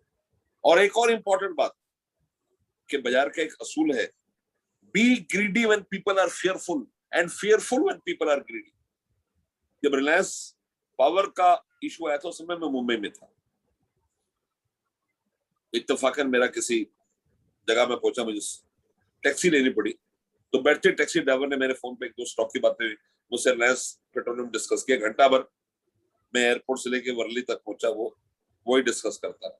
चलो वहां मुझे प्यास लगी, मैं एक दुकान से कोल्ड ड्रिंक पीने गया, उसने भी मुझसे मार्केट डिस्कस करनी शुरू कर दी। अब याद हो रिलायंस पावर की इशू के बाद बाजार बड़ी तरह टूटा था। कोरोना के समय आदमी कहता बेच दो शेयर बंदा में पानी हो जाएंगे, खत्म हो जाएंगे। और देखो 6-6, 7-7 गुना बढ़ गए हैं। जब लोग डरे हुए हैं तब खरीदो। Be greedy when people are fearful and fearful when people are greedy। जब लोग डरे हुए हैं तब आप खरीदो। जब लोग बहुत ज्यादा चार्ज है तो बाहर निकल जाए, अपना माल बेच के इस्तेमाल करें। बाजार ऊपर नीचे बहुत होता है, आपको मौका मिल जाएगा। अगला, डू नॉट ले all your eggs in one basket. एक शेयर में इन्वेस्ट ना करें, पोर्टफोलियो को डाइवर्सिफाइड रखें। कई लोग सिर्फ एक शेयर खरीदते रहते हैं, अगर भगवान करे अच्छा हो जाए, लेकिन अगर वो कहीं टूटा तो आपकी सारी पूंजी खत्म हो जाएगी। आपके पोर्टफोलियो में 7 से 10 शेयर तो कम से कम होने चाहिए। हमने पीछे भी, मैं चेयरमैन होता हूँ इंटरनेशनल स्टैंडर्ड बोर्ड का, और चेयरमैन हूँ मैं कमिटी ऑन मैनेजमेंट अकाउंटिंग का, और वाइस चेयरमैन हूँ सीपी कमेटी का। तो सीपी कमेटी में हमने रामदेव अग्रवाल जी को बुलाया, मेरे मित्र हैं जो मोतीलाल ओसवाल के फाउंडिंग पार्टनर। तो उन्होंने बताया, क्या बताया, बड़ी अच्छी बात बताई, सुनिए, आप सबको सुनाना चाहता हूँ। कहते मेरा पोर्टफोलियो 2-3 हजार करोड़ का होगा। पैसे कहां से लाता है? जो पैसे बाजार में कमाए बाजार में लगाते। जिन साहब ने 18,000 का 1800 वाला 1850 में बेचा रूट में, 10,000 रुपए बचे, खर्चे के 2,000 निकाल के 8,000 का कोई भी शेयर ले लो। अपना खर्चे के पैसे निकाल कर बाकी शेयर में लेते रहो, आपको पता भी नहीं चलेगा आपका पोर्टफोलियो कितना स्ट्रांग हो गया। हमें लगता है इन्फोसिस क्या लिए, मैं ऐसे लोगों को जानता हूं जो 5 शेयर रिलायंस लेते हैं और अच्छे पैसे बना लेते हैं, 2 शेयर इन्फोसिस लेते हैं, 10 शेयर एसीसी लेते हैं। हमेशा ये नहीं कि आपको बहुत बड़ा खेलने को गेम चाहिए, आपका डायरेक्शन सही होता आप हमेशा कमाते। 7वां, डिसिप्लिन्ड अप्रोच। बाजार में डिसिप्लिन, जाते हो हाईवे पे लिखा होता ना, सावधानी हटी दुर्घटना घटी। एक बात हमेशा याद रखो कि चलते रहो, कहते हैं ना, अपने हौसलों को ये खबर करते रहो, अपने हौसलों को ये खबर करते रहो, जिंदगी मंजिल नहीं सफर है, चलते रहो। Keep walking, keep going. तो इसलिए आपको डिसिप्लिन्ड अप्रोच लेनी पड़ेगी मार्केट के अंदर। अगर डिसिप्लिन नहीं है तो आप परेशानी में। अब मैं आप सबकी अटेंशन चाहूंगा एक मैं छोटी सी बात आपसे पूछूंगा, आपने 1 जून को 2 शेयर लिए, 1000 शेयर एक और 1000 शेयर दूसरा, दोनों 100 रुपए में लिए, 2 लाख रुपए लगा के, और कल 5 जुलाई को आपने वो शेयर बेचने हैं, 1 शेयर बेचना है। लिख के बताइए मुझे जवाब, अगर एक शेयर का रेट 180 है और दूसरे का 70 है, कौन सा बेचोगे? आपने 1000 2 शेयर लिए, एक शेयर 170 हो गया, रवि सूर्यका साहब लिखते 180 वाला, और दूसरा है 70 में, तो कौन सा बेचोगे? 70 वाला। रायचंद गोगरी लिखते 70 वाला। और लोग पार्टिसिपेट करके बताएं साहब, 5-7 के बाद हम बात करते हैं। Very good. पीयूष जी लिखते 180 वाला, रत्नेश जी 180, दोनों कहते 500 दोनों बेचेंगे, वधवा साहब 50। वेरी गुड, बड़ी स्पीड से आ रहे हैं जवाब। देखो चार्टर्ड अकाउंटेंट दिमाग हमेशा आगे चलता है, वो कहता दोनों ही बेच दूंगा 500। अमित कपाड़ी जी लिख रहे 70 वाला। जी हाँ, आपके पास 2 शेयर हैं, जो शेयर चल रहा है उसको ना बेचे, जो रुका हुआ उसको बेचे। अनिल अग्रवाल जी भी 70 बता रहे हैं, वेरी गुड। और if you have to sell any share, sell which is down, which is stagnant, जिसको बड़ा शेयर कहते हैं। और 99% लोग चला हुआ शेयर बेचते हैं। मार्केट की आर्मी देखिए आप, आपने शेयर बेच दिया 180 वाला, 70 वाला नहीं बेचा, 70 वाला 50 रह जाएगा, 180 वाला 490 हो जाएगा। स्टॉक्स में मोमेंटम होता है। मार्केट्स अपने आप को हमेशा, हम मार्केट समझ नहीं सकते कभी। सबसे बड़ी खामाख्याली, हम मार्केट को प्रेडिक्ट करने की कोशिश करते हैं। पहला क्वेश्चन, बाजार क्या लगता है कहां जाएगा? आप क्या कुछ कर ही सकते हैं उसमें। आप अपने सफर की बात करो, अमेरिका में क्या होगा उससे क्या कर लोगे आप अपनी बात करो कि आपको कहां किस में घुसना और कितने पैसे कमाने हैं। Don't go to the larger aspect के बाजार। हम में से कोई भी बाजार को प्रेडिक्ट नहीं कर सकता, और ये भी हो जाता है बाजार चलकर 20,000 हो जाए और शेयर जो है 10,000 वाले पड़े हो। ये भी हो सकता है कि चलकर शेयर जो है वो 10,000 के रेटों में और बाजार 20,000 हो जाए, और ये भी हो सकता है बाजार 10,000 हो जाए और शेयर 20,000 वाले हो। आप बाजार से अटक नहीं सकते। इसलिए अगर आपको मजबूरी में बेचना है तो उसी को बेचें जो नीचे है। अगला 9वां point, enter by recommendation, exit on your own. आपने राजेश जी पूछा कौन सा शेयर ले लो, राजेश जी ने शेयर का नाम बता दिया। लेने के बाद अब आप अपने मर्जी से निकलो, राजेश जी को वही गुड बाय कर दो। प्लीज अंडरस्टैंड,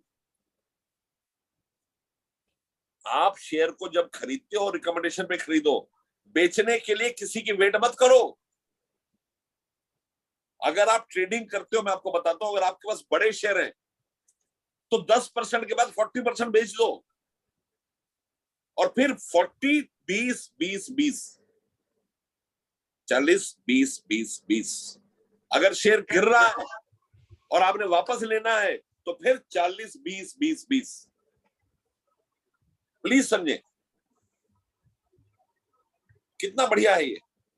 अगर आपने मिड कैप लिया है तो 20% पे बेचो उसको, 40 20 20 20। प्रॉफिट बुक करते रहें। कहते हैं ना, बाजार के साथ बात कर रहा है कि मुझ में और किस्मत में हर बार यही जंग, मुझ में और किस्मत में हर बार यही जंग, मैं उसके फैसलों से तंग, वो मेरी हिम्मत से दंग। हमारी हिम्मत, हमारा सबलम है, लेकिन चीजें कंट्रोल में होनी चाहिए। अगर आप ज्यादा ट्रेड करोगे तो नुकसान में आ जाओगे। 10वां, कभी चिंता मत करो, मार्केट हमेशा खुलेगी। The market will always open.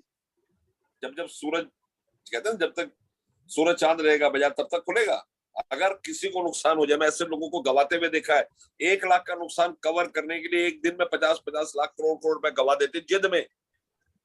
बाजार में जिद नहीं कर सकते, मान के चलो, लिख लो अपने दिमाग के अंदर। बाजार से आप जिद नहीं कर सकते, अपने पिता से और इंस्टीट्यूट से आप जिद नहीं कभी कर सकते, बाजार से भी जिद नहीं कर सकते। कभी मत अटको। हाँ, आपको बहुत लगा गलत हो गया, चुपचाप बाहर चले जाओ। प्लीज अंडरस्टैंड, आप बाहर चले जाओ, आपको समझ नहीं आ रहा घर बैठ जाओ, तड़प लो, लेकिन एक अनबैलेंस माइंड के साथ, एक खुन्नस से भरे दिमाग के साथ बाजार में ट्रेड मत करो, कैपिटल गवाओगे। कैपिटल इंटैक्ट रखना सबसे जरूरी है भाई साहब। Keep your capital intact. Rakesh Jhunjhunwala ने जब हर्षद मेहता स्कैम हुआ था उस जमाने में 92 में 30 करोड़ रुपए कमाए थे। 3 रुपए का टाइटन पड़ा, 1800 रेट हो रहा है, और पता नहीं ऐसे कितने शेयर पड़े हैं। बैलेंस ऑफ माइंड बहुत जरूरी है। Am I clear? Next, let trend be your best friend. बाजार को कभी प्रिडिक्ट मत करो। एक शेयर चल रहा तो चलने दें।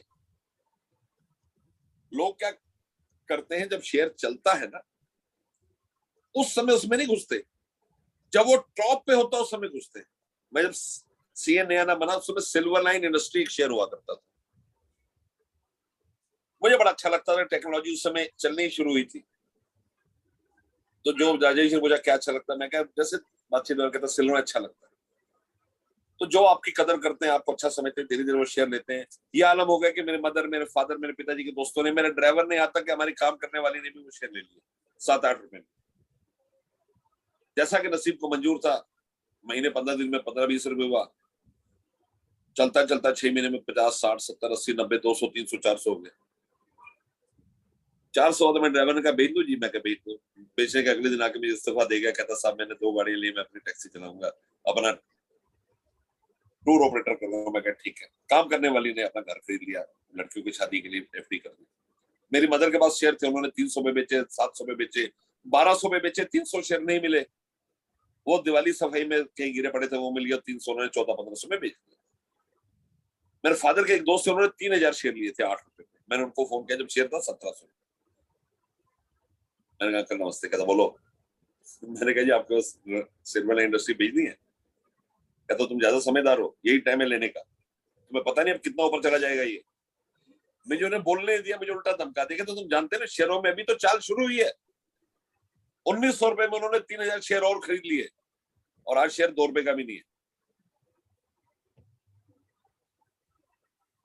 आप बाजार में, आपके बच्चे नहीं है, वो इमोशनल अटैच नहीं होना। पैसा है, पैसा बुक करोगे ना, और गम ना करो।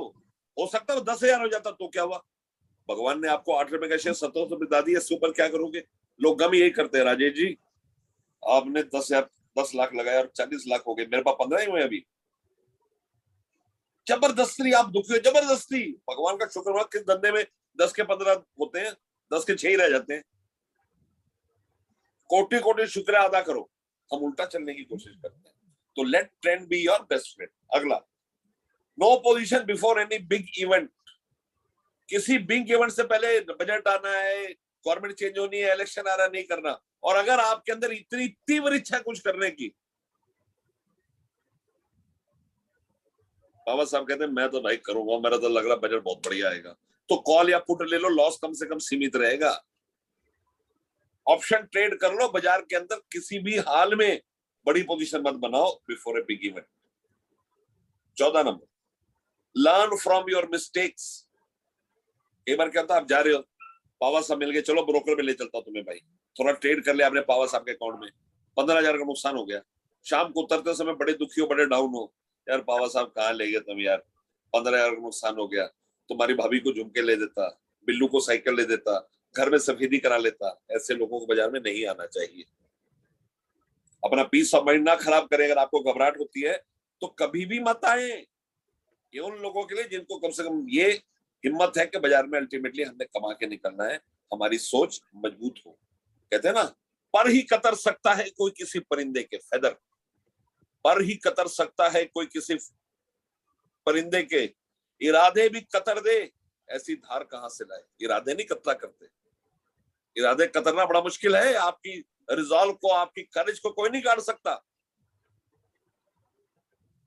देखो हमारा इतिहास भरा पड़ा है। गुरु गोबिंद सिंह ने अपने 4 बच्चे दे दिए, माँ बाप दे दिए। शिवाजी जी को देखो, इतिहास पीछे चलते जाओ।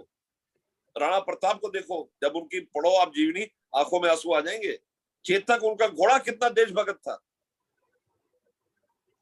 हमें समझना पड़ेगा कि कोई हमारे इरादे नहीं कतर सकता। और कई बार आप गिर भी जाते हो, गिर के उठ जाते हो ना। अपने इरादों को, अपनी हिम्मत को कमजोर मत कभी होने देना।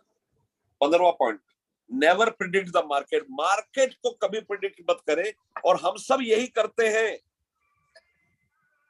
हम सब मार्केट एनालिस्ट बनना चाहते हैं, हम एनालिस्ट नहीं, हम रुपए कमाने, अपना ध्येय बिल्कुल क्लियर रखो, पैसा कमाने। बाजार जो मर्जी हो जाए, आपको अपना हिस्सा मिल गया बहुत है। अपने अंदर दिमाग में एक बार कर लोगे तो बहुत अच्छे पैसे कमाओगे।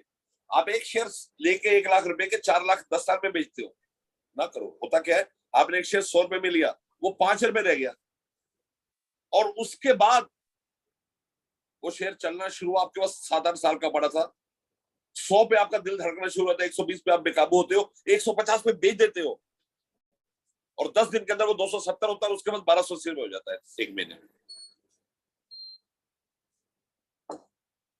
अपनी अंदर बचपना लाओ।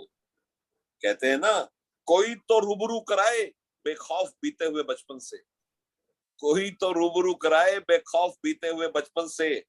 आज मेरा बेवजह मुस्कुराने का दिल हो आया है। कितनी परेशानी में हम टेंशन में रहते हैं। जिंदगी में रिलैक्स करो, अपनी फैमिली के साथ 2 बार तो डिनर में जाया करो, और अगर कोविड का डर ना हो तो रोड साइड पे खाया करो। बहुत अच्छा लगता है जमीन पर खाने का, साथ मिलकर खाने का। आप सूरत कभी जाएं, आप देखो मर्सिडीज आएगी, 2 मियां बीवी, 2 बच्चे, चटाई रखकर नीचे, चटाई रखकर, मैंने 20 बार देखा वहां पर। मर्सिडीज रोकेंगे कोने में, चटाई निकालेंगे, रेडी होते हैं जहां पर परोठे बनने, उसके नीचे लगा के परोठे खाएंगे। जिंदगी का एक मियाद तो उतनी है ना। आपने देख लिया इस पेंडेमिक में हमारे कितने साथी चल बसे, हमारी क्या गारंटी है। प्लीज हमेशा मान के चलें कि आप एक निहित एजेंडा पे ही काम कर सकते हो, उससे ज्यादा नहीं कर सकते। किसी से तो आप कंपीट कर ही सकते कभी जिंदगी में। 16वां पॉइंट, कभी हाई बीटा स्टॉक में ट्रेड ना करें जब कोई वॉलेटिलिटी हो। हाई बीटा किसको कहते हैं? जिसके अंदर बहुत ज्यादा मादा ऊपर नीचे जाने का। रिलायंस, टाटा, डॉक्टर लेडी, ऐसे शेयर जो बाजार नीचे हो तो फटाफट टूट जाए, ऊपर तो बहुत ऊपर चले जाए। उसके बजाय डिफेंसिव स्टॉक्स, आईटी स्टॉक्स होते हैं, फार्मा स्टॉक होते हैं, बड़े आराम से चलते हैं, आराम से गिरते हैं, तो इसमें आपको सोचने का समय मिल जाता है। ऐसा नहीं होता कि आपने एक शेयर है पेल, वो खरीदता सारा उधर मुंह करके वापस आएंगे तो 10-20 रुपए टूटा पड़ा होता है। जब बहुत वॉलेटिलिटी है, वैसे आप जिस मर्जी शेयर में इन्वेस्ट करें, लेकिन बाजार में अगर बहुत उतार चढ़ाव है, वीएक्ससीआई जो वॉलेटिलिटी इंडेक्स बहुत बड़ा हुआ है, तो रिलैक्स करके उन शेयरों में इन्वेस्ट करें जहां ज्यादा हलचल नहीं है। दिल को काबू में रखें। कहते हैं ना, दोस्तों से डिस्कस करा करें। एक मैं रिक्वेस्ट करना चाहूंगा राजेश जी के, जो लोग स्टॉक मार्केट में इंटरेस्टेड है, मैं आप सबसे मुखातिब हूं, आज राजेश जी उनका ग्रुप बनवा दो, उसमें भाई को भी डालो। आप जब 10 लोगों से बात करते हो ना, तो आपका दिमाग खुल जाता है। कहते हैं दिल खोलो यारों से, वरना खुलवाना पड़ेगा औजारों से। दिल की बात करने वाले लोग नहीं है, बड़े आपके दोस्त होते हैं। हाँ, पीयूष जी कह रहे मेक ए ग्रुप, बिल्कुल बनाएंगे पीयूष जी। हमारे पास ज्यादा लोग नहीं होते जिनसे हम दिल की बात करें। ग्रुप भी एक बहुत बढ़िया सहारा है अपनी बात कहने का। अपने ये मैंने ये किया, कम से कम अंदर तो निकलता है। बीवी से तो आप डिस्कस कर नहीं सकते। तो इसलिए आपको ये ध्यान रखना है कि ज्यादा बीटा वोल्टिलिटी में काम नहीं करना। ग्रुप का राजेश जी एक बार करके उसका नाम ही रखना, राजेश स्टॉक मार्केट ग्रुप, आपके नाम से। ठीक है जी, मैं सबको डालो, मुझे भी डालो, उमाकांत जी को भी डालो। ये सर आपका इनिशिएशन है, आपके नाम से ही रहेगा सर ये। नहीं सर, नाम आप ही का रहेगा सर। राधे राधे आपके पीछे लगा, राधे राधे के नाम से खोल दोगे तो जिंदगी कितनी बेहतर हो जाएगी सर। मैं आपको एक सिर्फ बात बताता हूं जो मैंने पढ़ी और मेरे आंखों में आंसू हो गए। मेरे पास एक कहानी आई। एक दूसरे धर्म के आदमी को जो कोर्ट में काम करना था, एक बार श्री कृष्ण के मंदिर के अंदर समन देने का कोई काम होगा, कोई समन कोर्ट के देने का उसको काम सौंपा गया। वो हिंदू नहीं था, किसी और धर्म से काम। वो वहां जब मंदिर में देने के लिए गया समन, तो पुजारी जी थे नहीं। 10 मिनट में उसका मन इतना लग गया कि वो कोने में खड़ा हो गया। घंटे बाद पुजारी जी आए, उसने समन दिया, वापस आ गया। सुबह उठते उसमें फिर तीव्र इच्छा हुई कि मैं मंदिर जाऊं। क्या करोगे भाई साहब? खैर सुबह गया। अब पुजारी ने देखा कि ये दूसरे धर्म का आदमी, उसका नाम एक्स रख लेते हैं, एक्स बार बार मंदिर आता है, कोई गड़बड़ होगी। उन्होंने उसको धमकाया कि अगली बार मंदिर मत आ जाइए। अब उसके अंदर इतनी श्री कृष्ण से मिलने की तीव्र इच्छा कि वो भेष बदल के आने लगता है। और एक दिन पंडित ने पकड़ लिया, उसकी पिटाई भी लगा दी लोगों ने वहां पे कि अगली बार आया तो मारेंगे। तो रात बिताना जाके अपने घर में लेट गया भूखा बना, कहता मैं रोटी नहीं खाऊंगा, मुझे भगवान से धर्म अलग है तो क्या हुआ, अगर श्री कृष्ण से मेरे दिल में प्रेम है तो कौन रोक सकता है। देखो, और भगवान भी किसी इन चीजों को मानते नहीं, बेचारा भूखा सोया। रात को सपने में भगवान आए, कहते तू छोटी छोटी बातें में टूट जाता, खाना क्यों नहीं खाया, कहता नहीं खाऊंगा जी। कहता अभी पुजारी जी खाना लेकर आएंगे। ठक ठक हुई, पुजारी जी खुद अपने हाथ में थाली भर के प्रसाद खिलाए, उसको अपने हाथ से प्रसाद खिलाया और कहा तू सुबह मंदिर आना। वो थे भगवान श्री कृष्ण खुद। और रात में सपने में पुजारी जी के सपने में, तो तू कर क्या रहा है भाई, मेरा पुजारी मेरा भक्त है, उसको तो बाहर भेज रहा है, कल सुबह उसको लेने जाइयो। तो सुबह ये इसकी हिम्मत ना पड़े, सपना है सच है, पुजारी जी लेने आगे चलो।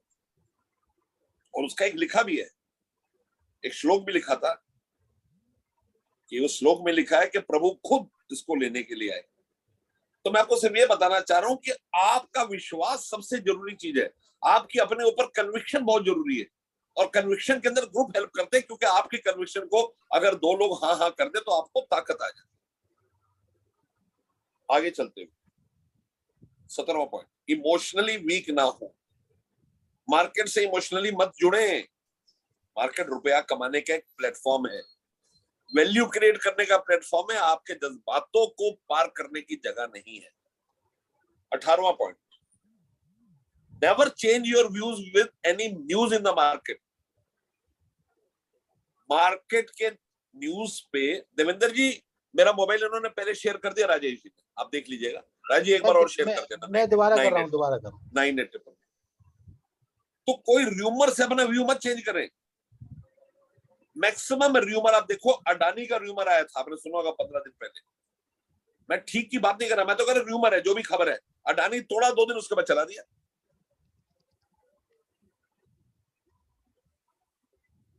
हमने कितनी बार र्यूमर देखे। और होता क्या है, आपको ध्यान है, जब धीरू भाई अंबानी बीमार हुए थे, धीरू भाई अंबानी बड़ी बुरी तरह बीमार हुए, रिलायंस टूटना शुरू हुआ, 3 दिन वो आईसीयू में रहे, बाजार टूटता रहा और लोग देखते रहे। जब खबर आई टीवी पर उनकी डेथ हो गई, लोगों ने पूरा रिलायंस बेचा और रिलायंस वहीं से भागना शुरू हो गया। मार्केट हर चीज को पहले जैसे बीमार हुए, मार्केट ने इस बात को फैक्टर इन कर लिया कि कुछ ठीक नहीं, और उसी समय तोड़ दिया। कोरोना जब आया तो लोग, मार्केट ने फैक्टर कर लिया कि बाजार ठीक नहीं है। कोरोना आते ही बाजार ठीक नहीं को फैक्टर कर दिया, और उसके बाद जब लोग बेच रहे तो बाजार उसके बाद चलना शुरू हो गया। इस बात को समझे, बाजार बहुत इंटेलिजेंट है, हमारी तरह सोचता नहीं अब क्या करूं क्या ना करूं, फिर सोचता, फिर किसी डिस्कस किया, 4 लोगों से पूछा, 4 दिन गुजर गए, फिर ट्रेड किया था। 19वां, always take your own decisions. रुपया आपका डिसीजन आपका होना चाहिए, कहीं किसी के साथ आप इसके ऊपर ज्यादा टेंशन ना लें। अब लोगों की सलाह ले सकते हैं, लेकिन अल्टीमेट डिसीजन आपका होना चाहिए। Number 20, don't marry stock. Stock से शादी ना करें, उनसे मोहब्बत ना करें, स्टॉक्स के साथ इमोशनली मत अटैच हो। 21वां पॉइंट, प्राइस इज सुप्रीम। जब बाजार में प्राइस शुरू होती है तो लोग उसको बेचने की कोशिश करते हैं, अभी नीचे आ जाएगा। बाजार प्राइस एक्शन है, बाजार प्राइस है, प्राइस है, प्राइस है, और कुछ नहीं है। इमोशंस और प्राइस। कोई शेयर 100 रुपए का जब बढ़ना शुरू होता है, अभी पीछे ना मैं टीवी देखा सीएनबीसी, एक लेडी पूछी थी कि मेरे पास कुछ शेयर पड़े हैं, 1000 शेयर। कहते किसके पड़े, कहते एमआरएफ के पड़े। उसने कहा रिपोर्टर ने ढंग से देख ले एक बार, किसके पड़े, कहते एमआरएफ के पड़े हैं। उसने कहा मैडम एक शेयर ही 90,000 रुपए का है। उस लेडी के हस्बैंड की करोलबाग में दुकान थी टायर्स की, उसको किसी कोटे में शेयर मिले, फिजिकल शेयर पड़े हैं, आदमी की डेथ होगी, अभी कितने सालों बाद कागज निकले तो 1000 शेयर पड़े हैं। अभी तो बोनस डिविडेंड राइट देखे नहीं, कितने बोनस और डिविडेंड आए होगा इसके ऊपर। अब मेरी बात को समझे। Next 22, buy on rumour sell on news. ये बड़ी अच्छी बात बता रहा हूं आपको। जब बाजार में र्यूमर हो तब खरीदो, और जब न्यूज आ जाए तब बेच दो। आपने देखा 2 दिन पहले एयरटेल की एक न्यूज फ्लैश की कि एयरटेल एक बहुत बड़ी खबर लेकर आने वाला है। तेजी के बाजार में खबर से लोग प्लस होते हैं। एयरटेल की खबर आई कि हम एक प्लान लेकर आ रहे हैं, उसको एयरटेल ब्लैक कहेंगे, उसके अंदर हम एक टीवी का बेनिफिट देंगे, शेयर टूट गए। कब लोगे आप? On rumour. कब बेचोगे? न्यूज पे। इसका बोनस आएगा ले लो, जब बोनस अनाउंस होगा बेच दो। ट्रेडर्स के लिए बता रहा हूं। उसके आगे more risk and profit, less risk and loss. इस बात को समझो, जब मैंने बताया ना कि दो शेयर चल रहे हैं, एक नीचे एक ऊपर, हमारा माइंडसेट क्या होता है, जब हम लॉस में होते बहुत ट्रांजैक्शन करते, कभी ना करो, घर चले जाओ, रो लो, आंखों में आंसू भर लो, ट्रेड मत करो। और जब आप प्रॉफिट में हो, कभी कभी हाथ अच्छे होते हैं ना, तो आदमी कहता है कि क्यों ना मैं बेच लूं। कहते हैं ना, दोस्ती करो तो ठहरे हुए दरियाओं से करो, दोस्ती करो तो ठहरे हुए दरियाओं से करो, उन बदमिजाज लहरों का क्या पता कहां ले जाके छोड़ दे। हमेशा याद रखो, जब प्रॉफिट है, जब आपका दिन है तो ट्रेड करें, जब आप मेंटली डिस्टर्ब्ड है, आपका मन खराब है, तो आप लॉस को कवर नहीं कर सके, कोई नहीं कवर कर पाया। युधिष्ठिर का, धर्म पुरुष युधिष्ठिर का हमारे सामने प्रॉपर ख्याल है ना, धर्म, उससे ज्यादा कौन ज्ञानवान था? धर्म से कार्य करते थे, दिमाग का तवज्जो हिल जाता है, और उस हिले तवज्जो में आप हर चीज लगाने को एक क्षण के लिए तैयार हो, तो घर बार सब लगाने को ना, ऐसे समय में विड्रॉ करें। कई बार विड्रॉल अच्छा होता है। अंग्रेजी में कहावत है, some people bring happiness when they come and some bring happiness when they go। कुछ लोग के आने से खुशी होती, कुछ जाए तो लोग कहते शुक्र है यार, मॉल ठीक हो गया, टेंशन खत्म हो गई। तो ये आपकी अपनी समझ है। 24वां, स्टे पॉजिटिव, हमेशा पॉजिटिव रहें। जिंदगी में मार्केट आती जाती रहेगी, अपनी स्ट्रेटजी को बार बार बदलते रहें। और मैं आपको एक बात बता रहा हूं, मैं एक ऐसे शख्स को जानता हूं जो चार्टर्ड अकाउंटेंट है और मार्केट में उसके बहुत ज्यादा एक्सपोजर है, बहुत अच्छे पैसे कमाए। मैं उनको बुलाऊंगा अभी, इस बार 13 तारीख को प्रोग्राम है कमेटी का, उसमें मैं भी बोल रहा हूँ, वो भी बोल रहे हैं। वो कहते हैं मैं 10 सौदे करता हूं और 8 में मेरा स्टॉप लॉस करता है। 10 सौदों में 8 में स्टॉप लॉस करता है और करोड़ों रुपए बाजार से कमाए। इस बाजार में डिसिप्लिन आदमी नहीं मर सकता, इनडिसिप्लिन आदमी इस बाजार में चल नहीं सकता। आज नहीं तो कल, कल नहीं तो, कहता है बकरी की अम्मा कब तक खैर मनाएगी। इसीलिए कहते हैं कि जिंदगी में हमेशा सलाह हारे हुए की लो, सलाह हारे हुए की, तजुर्बा जीते हुए का, और दिमाग खुद का इंसान को जिंदगी में कभी हारने नहीं देता। आखिरी स्टेप लेके, क्योंकि 5:23 हो गए, the last is never find reasons, only act. बाजार गिर गया, आप पूछे जा रहे हो राजेश जी क्यों गिर गया, दमेजा साहब क्यों गिर गया, कान साहब क्यों गिर गया, राजीव जी क्यों गिर गया, पावा साहब ना, इमीडिएटली उस पर एक्शन ले लो। बाजार के पास कोई लॉजिक नहीं होता चीजों का, क्यों गिरा, क्यों चला, क्या हुआ। एक स्टोरी खत्म हो गई। कई बार आपने एक शेयर लिया, क्यों लिया, क्योंकि उसके अंदर बोनस आने वाला है, कंपनी वाले कहते बोनस आएगा ही नहीं। कोई आपको सेक्टर बहुत अच्छा लगता है, पता है ना सेक्टर ही खराब है वो। तो इसलिए मैं अलविदा करना चाहूंगा आपको, क्योंकि अब उमाकांत मेहता जी बड़ी सब्र से बैठे हुए, बड़े बहुत बड़ी आदमी उमाकांत जी, मेरे तो बड़े भाई की तरह है वो। उनमें खुदा ने सब्र बहुत कूट कूट के भरा, और जिंदगी मैंने देखा जो सब्र वाला आदमी होता है उसको कोई रोक नहीं सकता। उनकी बड़ी जबरदस्त पकड़ है म्यूचुअल फंड्स पर। तो हमने 2 टॉपिक रखे थे, इन्वेस्टमेंट इन स्टॉक मार्केट्स और इन्वेस्टमेंट इन म्यूचुअल फंड्स। तो मैं आपको सिर्फ ये बताना चाहता हूं कि जिंदगी में एक बात बिल्कुल ध्यान से अपने पल्ले बांधे, बाजार एक पैसा बनाने की जगह है, और ऐसी जगह पर बिना इमोशंस के, बिना पैशन के आए, पैसे बनाए, और अगर नहीं चल रहा तो नुकसान बुक करके बाहर जाए, ताकि दोबारा आने लायक बने। अगर सब कुछ गवा देंगे तो वहां कैसे आएंगे। आपने कभी देखा है क्रिकेट का मैच, सेंचुरी बनती है ना, एक सेंचुरी बनाने के लिए कम से कम 60 से 70, कम से कम 60 से 70 अच्छी हिट्स चाहिए, और आउट होने के लिए सिर्फ एक हिट चाहिए। मार्केट का आखिरी फलसफा कहकर आपको अलविदा करूंगा। मार्केट का आखिरी फलसफा है कि when uncertain, when not in good mood, never trade in the market's margin। कहते ना, शराब पी के गाड़ी ना चलाएं। जब आपका दिमाग ठीक नहीं, आपको परेशानी है, तकलीफ है, दुख है, किसी बात से, बाजार में ट्रेड ना करें। जब तक आप कंसंट्रेटेड नहीं है, बाजार में ट्रेड ना करें। ये वो इतनी खूबसूरत जगह जहां से आप बहुत पैसे कमा सकते हो, लेकिन इसकी सबसे डरावनी बात यह है कि सारे पैसे आप फौरन गवा सकते हो। आपको अरबपति बनने में तो सालों साल लग जाएंगे, लेकिन खाकपति बनने में 1 मिनट लगेगा। और आदमी की इच्छा होती है, मैं देखता हूँ क्यों नहीं चला, मैं देखता हूँ। मैं आपको बताता हूँ, एक छोटी 2 मिनट लूंगा आपको। मैं चेयरमैन था financial markets and investor protection committee का, मैं सेबी की भी, I was a part of the mutual fund committee, I was a part of the Skoda committee on disclosure and accounting principles, I was part of primary market committee. तो मैंने कलकत्ता में programme किया, देहात में किया प्रोग्राम, हमने सारे top के टीवी एंकर्स को बुलाया। तो क्या हुआ कि मुझे मेरे उस समय सेक्रेटरी थे पीटी गिरिधरन, उनका फोन आया कि एक मैडम का वहां से फोन आ रहा है, वो सारी सीट्स लेना चाहती है। मैं कह रहा हूँ हम तो 5-10 ही नॉन सी को देते, बाकी हमारा को प्रॉफिट कमाने का पर्पस नहीं होता। मेरा फोन रखते मैडम का मुझे फोन आ गया कि नंदा साहब मिसेस झुंझुनवाला बोल रहे हैं, मैं सारी सीट्स। मैं कहा मैडम हो नहीं सकता, हम तो मेंबर्स के लिए प्रोग्राम, हमको प्रॉफिट फॉर ऑर्गेनाइजेशन तो है नहीं। तो कहती फिर एक काम करें, आप आ कब रहे हो? मैं कल सुबह आ रहा हूँ। तो कहती मैं आपके साथ 10 मिनट एयरपोर्ट पे बैठा। मैंने कहा मोस्ट वेलकम। मैं भूल गया, जब मैं एयरपोर्ट उतरा तो एक लड़का खड़ा था नीचे, बड़ा सजा धजा सा, कहता है आप मिस्टर नंदा? मैं कहा टची मेरा पकड़ लिया, कहते जी आपको मैडम झुंझुनवाला मिलना चाह रहे, मुझे इंडियन एयरलाइंस की लॉन्च मिले। मेरे बात को ध्यान से सुनिएगा। वहां पर मिसेस झुंझुनवाला 63-64 साल की लेडी थी, उसने मुझसे ऐसी ऐसी चीजें डिस्कस करी कि मुझे लगा कि मैं किसी मार्केट एक्सपर्ट से बात कर रहा हूँ। छोटे छोटे के बीटा, गामा, थीटा, ऑप्शंस की वो बातें जो नॉर्मल आदमी की समझ से परे हैं। 20 मिनट के बाद हमने कॉफी पी, सैंडविच खाया। तो जब मैं उठने लगा, कहती आपको पता है मेरी एजुकेशन क्वालिफिकेशन क्या? मैं तो समझ रहा था किसी प्रोफेसर होगी। कहती मैं अलिफ बे ते नहीं ले सकती, मैं नितांत अनपढ़ हूं। और उसने कहा मैं एक क्लब की चेयरमैन हूं जहां 300 लेडीज हैं और हम सबके हस्बैंड इंडस्ट्रियलिस्ट हैं, और वो बाजार में पैसा गवा के आते हैं, हम बाजार से पैसा कमा के लाते हैं।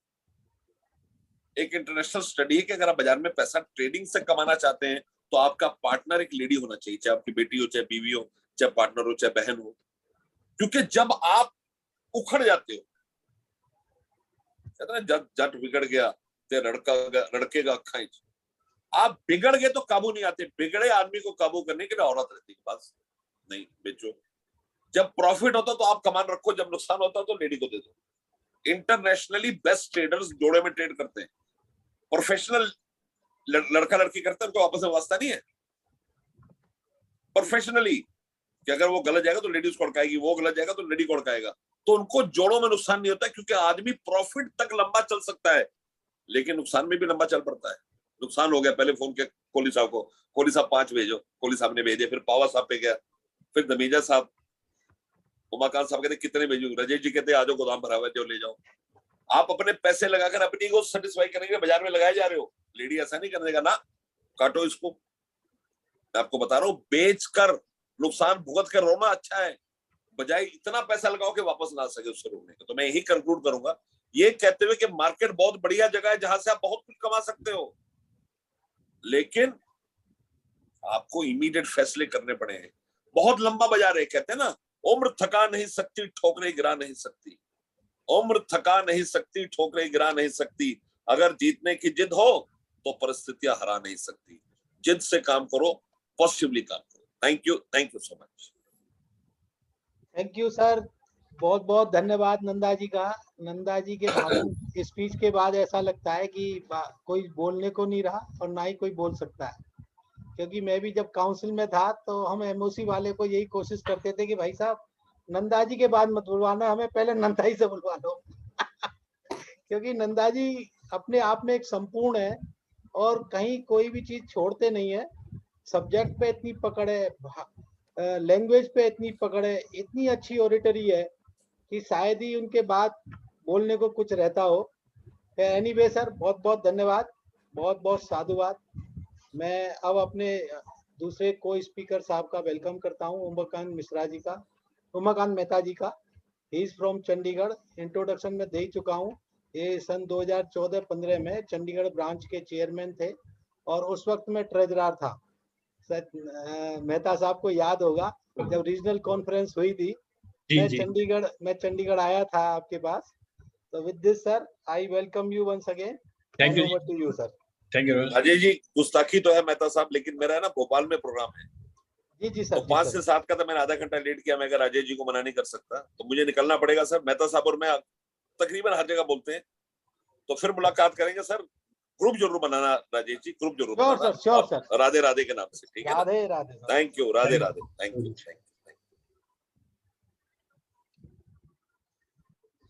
Respected Nanda Sahib in absence, Rajesh ji, Rajeev Kohli ji, Sunil Dhamija ji, Hemant Pawa जी।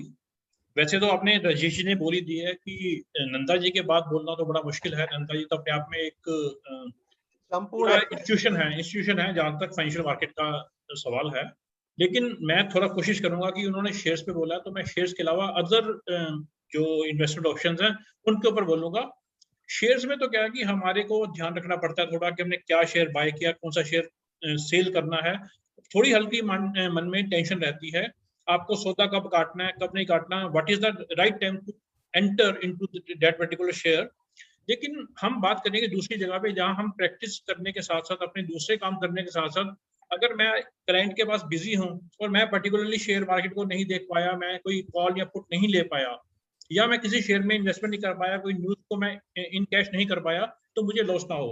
तो हम बात करेंगे जहां पे हम अपनी वेल्थ क्रिएशन भी कर सकें और साथ साथ हम अपनी चार्टर्ड अकाउंटेंसी जो एजुकेशन है उसका बेनिफिट भी ले सकें। तो सर मैं स्क्रीन शेयर करना चाहूंगा। जी सर आप करें।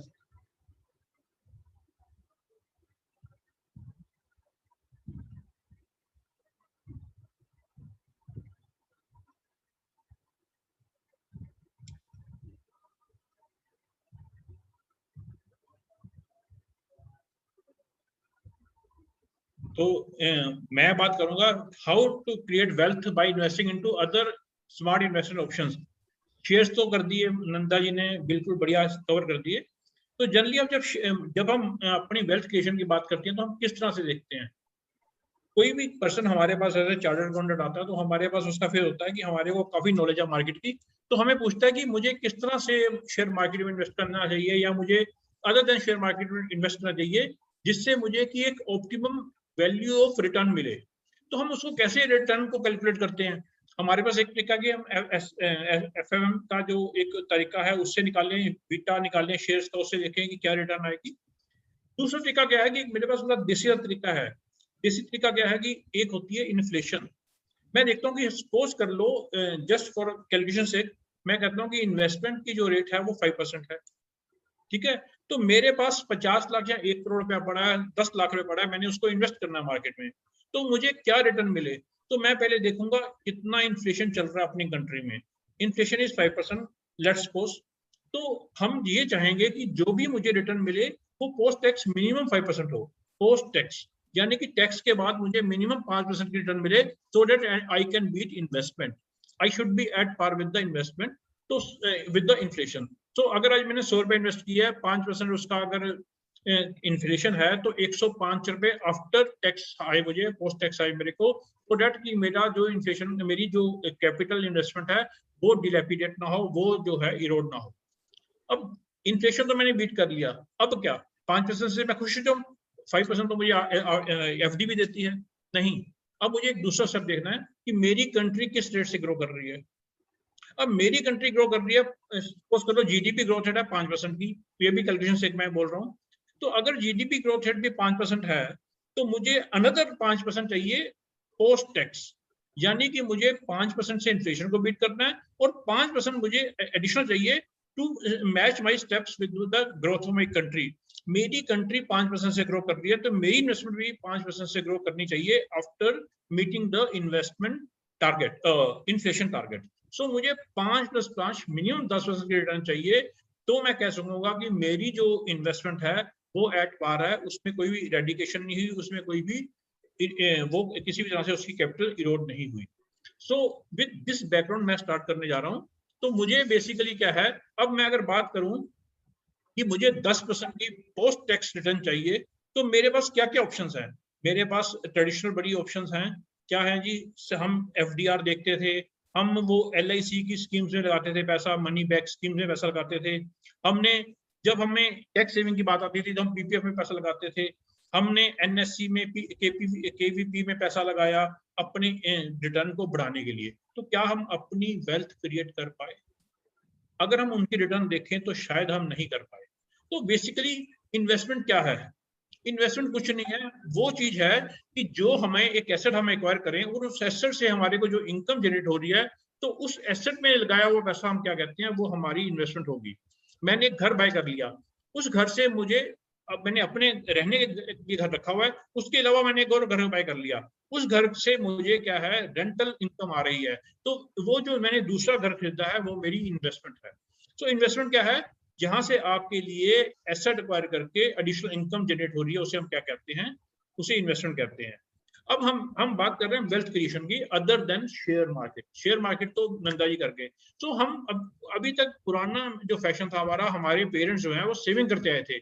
अभी तक इंडिया में इक्विटी मार्केट में सिर्फ 4% लोग ही इन्वेस्ट करते हैं। अब नए बच्चे जो उनका ट्रेंड आ गया शेयर मार्केट में इन्वेस्ट करने का। तो सेविंग में क्या होता है, सेविंग हमारे पेरेंट्स क्यों करते थे, क्योंकि इसमें ना ये पैसिव वे में आपको एक पर्टिकुलर रेट ऑफ इंटरेस्ट मिलता रहता है, इसमें रिस्क बड़ा कम है, और सबसे बड़ी बात है कि आप चुपचाप बैठे रहो, आपको कुछ नहीं करना, आप बिल्कुल भी पैसिव है तो भी आपको आती रहेगी, लेकिन बड़ी छोटी रिटर्न आएगी आपको। लॉस का यहाँ पे सवाल ही नहीं पैदा होता, लेकिन यहाँ वेल्थ प्रिजर्वेशन का आपका लक्ष्य है, वेल्थ क्रिएशन का नहीं है। आ जाइए अब इन्वेस्टमेंट की साइड, वहां पे है कि ये एक्टिवली पार्टिसिपेट होते हो आपको रिस्क हायर द रिटर्न है, जितना रिटर्न रिस्क ज्यादा होगा रिटर्न ज्यादा होगा, लेकिन इसमें सबसे बड़ी गारंटी क्या है कि लॉन्गर द पीरियड, जितना पीरियड लॉन्ग होगा उतनी ही आपका लॉस के चांसेस कम हो जाएंगे। और इसमें क्योंकि रिटर्न का पोटेंशियल हायर है, तो इसमें आपका मेन जो लक्ष्य है वो है वेल्थ क्रिएशन।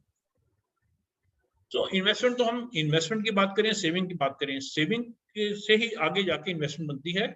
तो हम fix FDR, bonds, gold, stock, mutual funds, ये एनपीएस वगैरह, ये सभी के सभी जो हैं ये सेविंग के या इन्वेस्टमेंट के तरीके हैं। ये तो क्या है, ये बेस टू क्रिएट वेल्थ है। अब हमें चूज करना है कि कौन सा स्मार्ट वे है जिससे हम बेटर वे में अपनी वेल्थ क्रिएट कर सकते हैं, पैसा बना सकते हैं और एक अच्छी पीसफुल लाइफ जी सकते हैं। पीपीएफ का आपको पता ही है कि हम जनरली टैक्स सेविंग के लिए यूज करते हैं, और मेरे जितने भी क्लाइंट्स आते हैं ना, टैक्स जो मेरी इनकम टैक्स रिटर्न्स हैं या उनके ऑडिट वगैरह हैं मेरे पास, उस अप्रैल के मंथ में ही 1.5 लाख रुपया कैश में जमा करवा देते हैं, अपनी स्पाउस का, अपने बच्चों का 1.5 लाख रुपया कैश में जमा करवा देते हैं। मैंने उनको बड़ी बार बोला है, मैंने कहा सर थोड़ा सा सिस्टमेटिकली चलो, ये 1.5 लाख रुपया आपने जमा करवा दिया, आज की डेट में 7.4% रेट ऑफ इंटरेस्ट है, तो इसमें तो आप सिर्फ इन्फ्लेशन ही बीट कर पा रहे हो और तो कुछ नहीं कर पा रहे।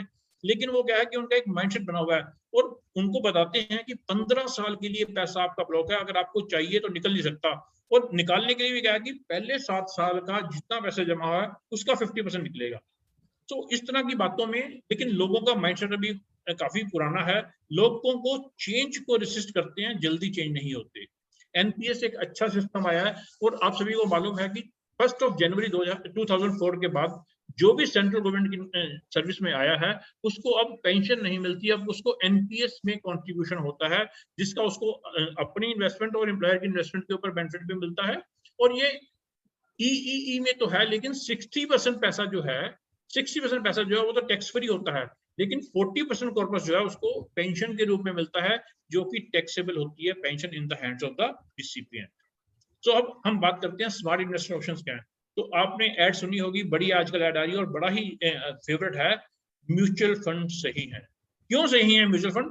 अगर मैं टैक्स सेविंग की बात करूं, जहां हमारे पास कंपलसरी सेविंग होती है, तो ELSS means equity linked saving schemes run by mutual fund AMCs, उसमें सबसे कम पीरियड जो है वो ईएलएसएस का है, म्यूचुअल फंड की स्कीम्स का है, और सबसे ज्यादा टाइम जो है वो पीपीएफ का है। और रेट ऑफ इंटरेस्ट में देखो तो अगर आप देखो पिछले इतने सालों से, जब से म्यूचुअल फंड इंडस्ट्री शुरू हुई है, रफली 15% रेट ऑफ इंटरेस्ट आपके पास आ रहा है, जबकि आपको पीपीएफ में ये 2019 की है स्लाइड। क्यों? क्योंकि 2020 में कोरोना आ गया था और 2021 में भी कोरोना आ गया था, तो 19 तक का जो पीरियड था वो बड़ा जनरल सा पीरियड था, रैशनल पीरियड था, उसमें कुछ भी ऐसा नहीं था। तो हम उस टाइम पीपीएफ का रेट 8.1 था, जो कि आज की डेट में 7.4% है। तो अगर आप देखें तो आपकी रिटर्न जो है, अगर आप 1.5 लाख लगाते हो 15 ईयर्स के लिए, तो आपको 11.93 लैक्स मिलता है, as compare to 4.82 lakhs in PPF. तो वो भी रेट ऑफ इंटरेस्ट 8.1% के accordingly. So at every given time, a smart way to create wealth is basically any scheme of mutual fund. अब म्यूचुअल फंड क्यों सही है? सबसे बड़ी बात है कि म्यूचुअल फंड में आप छोटे से छोटे अमाउंट से लेके एज लो एज 100 रुपीज से लेके आप इन्फिनिटी अमाउंट तक का पैसा जो है इन्वेस्ट कर सकते हो। और इसमें क्या होता है कि डिफरेंट लोग पैसा पुल करते हैं, अपना पुलिंग करते हैं। पुलिंग करने के बाद एक प्रोफेशनली क्वालिफाइड पर्सन जो है, जिसको हम पोर्टफोलियो मैनेजर कहते हैं, वो इस पैसे को मैनेज करता है। उसके लिए म्यूचुअल फंड इंडस्ट्री जो है आपसे, कंपनी जो है आपसे एक छोटा सा अमाउंट लेती है, जो कि अब सेबी ने काफी कम कर दिया। आज की डेट में मैक्सिमम जो एक्सपेंस रेशियो है, that is at the most 1.83% of the total fund amount. ये मैक्सिमम सी कैप लग गई है।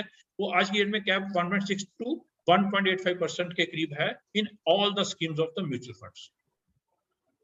डिफरेंट इसके स्ट्रक्चर्स होते हैं, ओपन एंडेड होती है, क्लोज एंडेड होते हैं म्यूचुअल फंड्स। देन इसके इन्वेस्टमेंट के ऑब्जेक्टिव के हिसाब से होते हैं कि इक्विटी में करना है, डेट में करना है, मनी मार्केट में करना है, गोल्ड में करना है। तो लार्ज कैप ये तो हम सभी को बेसिकली बीइंग सीए हमने ये थ्योरेटिकली भी पढ़ा हुआ है, तो इस थ्योरेटिकल एस्पेक्ट को हम छोड़ देते हैं जरा। डेट म्यूचुअल फंड हो गए, ये इक्विटी फंड्स हो गए। तो अब हमें जब वेल्थ क्रिएशन करनी है, अभी आपको हमें नंदा जी ने 24 रूल बताए थे। तो सबसे पहले मैं एक जनरल सी बात करूंगा कि मेरे पास 100 रुपीज हैं इन्वेस्ट करने के लिए, तो मैं उस 100 को किस तरह से इन्वेस्ट करूंगा। तो मुझे तो सबसे बड़ी बात है कि हमें तो सबसे पहले पूछना होता है पर्सन से कि उसका गोल क्या है, नंबर 1। दूसरी बात तो पूछते हैं उससे उसका रिस्क एपेटाइट क्या है। नंबर 3 उसका हम प्रोफाइल पता करते हैं। और नंबर 4 उससे पूछते हैं कि वो कितने समय के लिए वो पैसा रख सकता है। तो ये हम बेसिकली 4 बातें करते हैं। सो एक जनरल सा जो हमारा रूल होता है वो ये होता है कि सपोज पर्सन के पास 100 रुपीज है, तो वो कैसे इन्वेस्ट करे। तो हम क्या कहते हैं कि 100 माइनस एज। एक 25 साल का पर्सन है, उसने नई जॉब ज्वाइन की है, वो आता है, कहता है जी मेरे पास 100 रुपीज है सेव करने के लिए, ये मेरी सेविंग, मुझे गाइड कीजिए, आप चार्टर्ड अकाउंटेंट हैं, आप मुझे गाइड कीजिए how to invest that 100 rupees into my savings. तो हम क्या करते हैं कि 100 माइनस एज, तो 25 साल की उसकी एज है, तो 75% जो अमाउंट है वो हम लगाते हैं इक्विटी में। 25% पैसे को हम क्या करते हैं, उसकी फाइनेंशियल प्लानिंग करते हैं कि सबसे पहले उसको टर्म इंश्योरेंस कहते हैं बाय कर लो।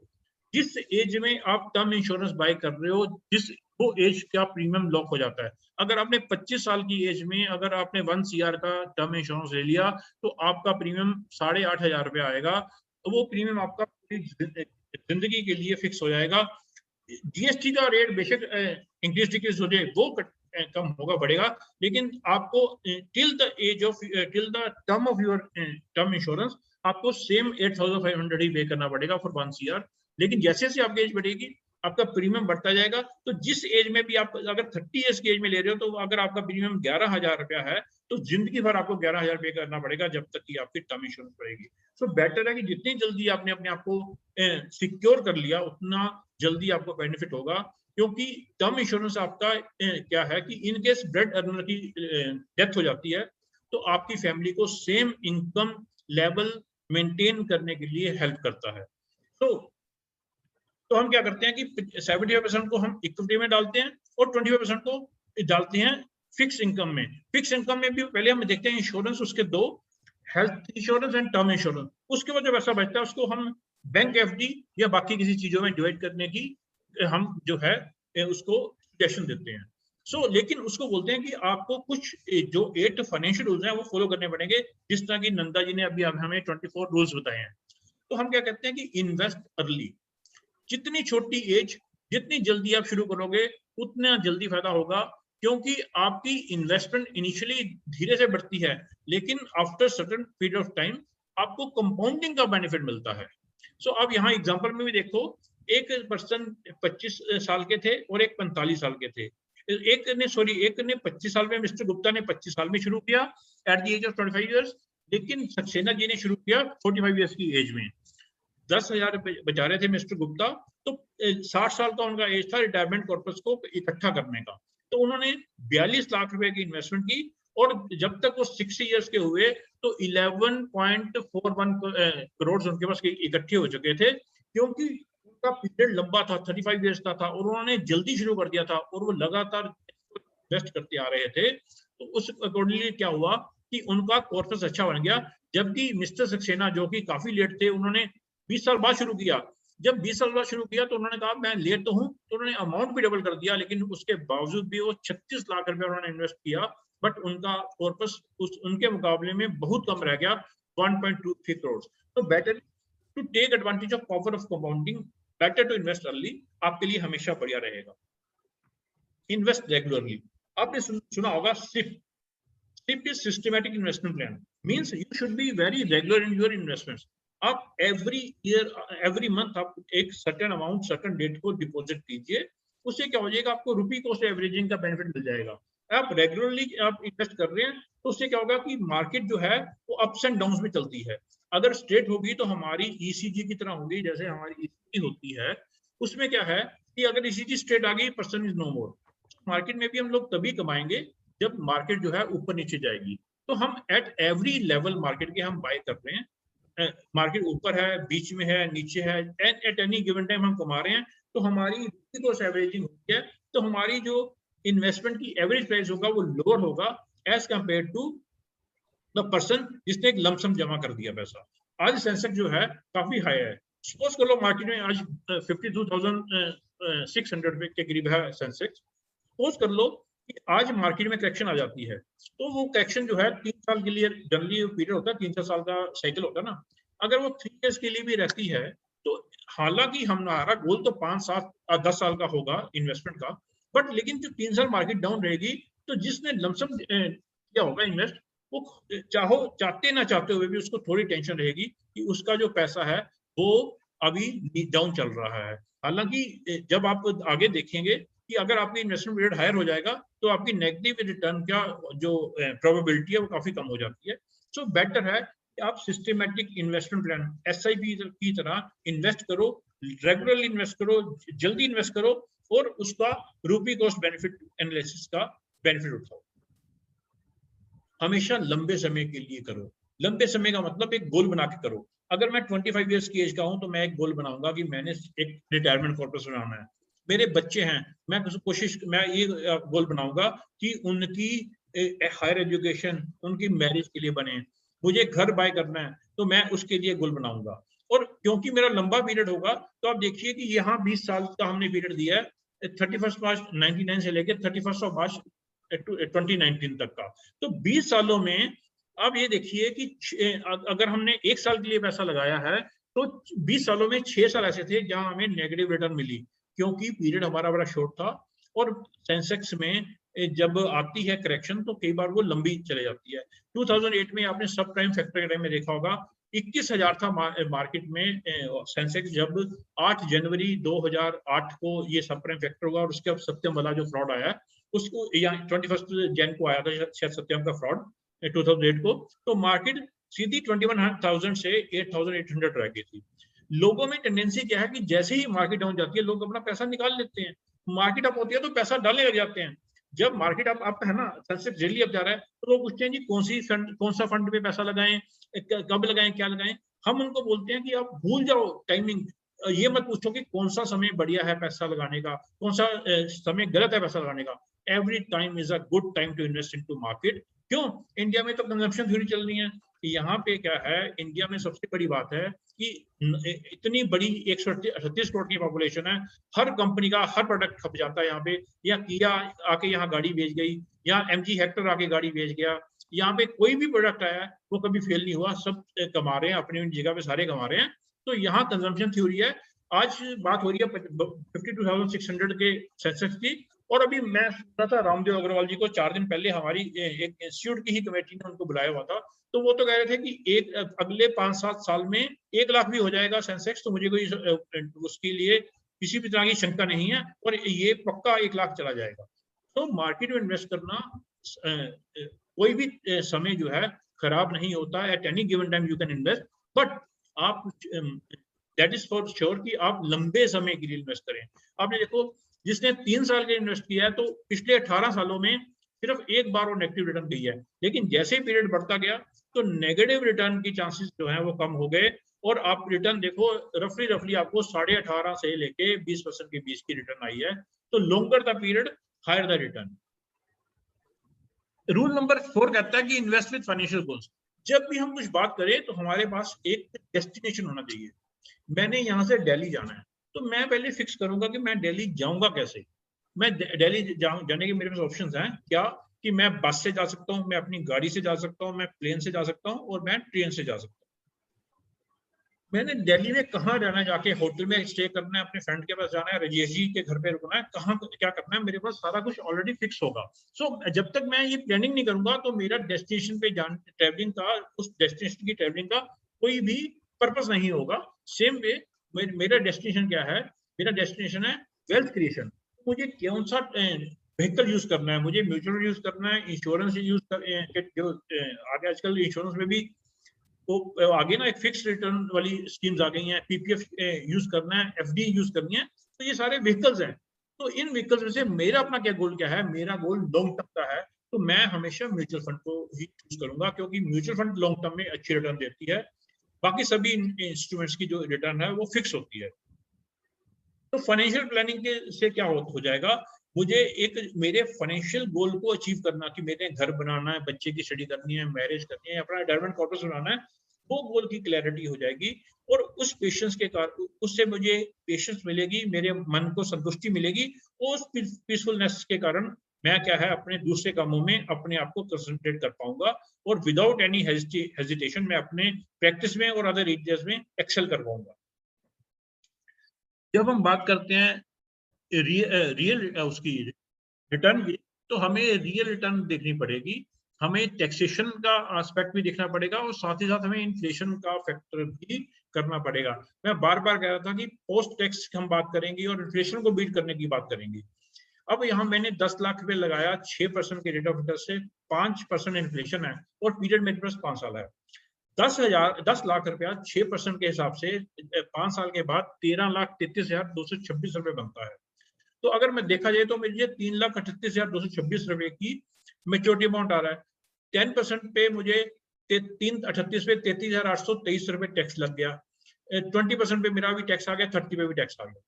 अगर मैं इसी 6% पे 3,38,000 आया, तो 1338 बना, तो 5% पे अगर इन्फ्लेशन कॉस्ट लूं, तो मेरा इन्फ्लेटेड कॉस्ट तो 12,76,000 बन गया ना। अगर मैं इस 10 लाख को 5% पे 5 इयर्स के लिए कंपाउंडिंग करूं, तो मेरा 12,76 बन गया। अगर मैं किसी भी टैक्सेशन स्लैब में नहीं आता, तो मुझे रफली 62,000 का बेनिफिट हुआ, रिटर्न आई है। लेकिन अगर मैं 30% स्लैब में हूं, तो बेसिकली मैंने कमाया नहीं है, ये मेरे मन की संतुष्टि है कि मैंने 6% अर्न कर लिया है।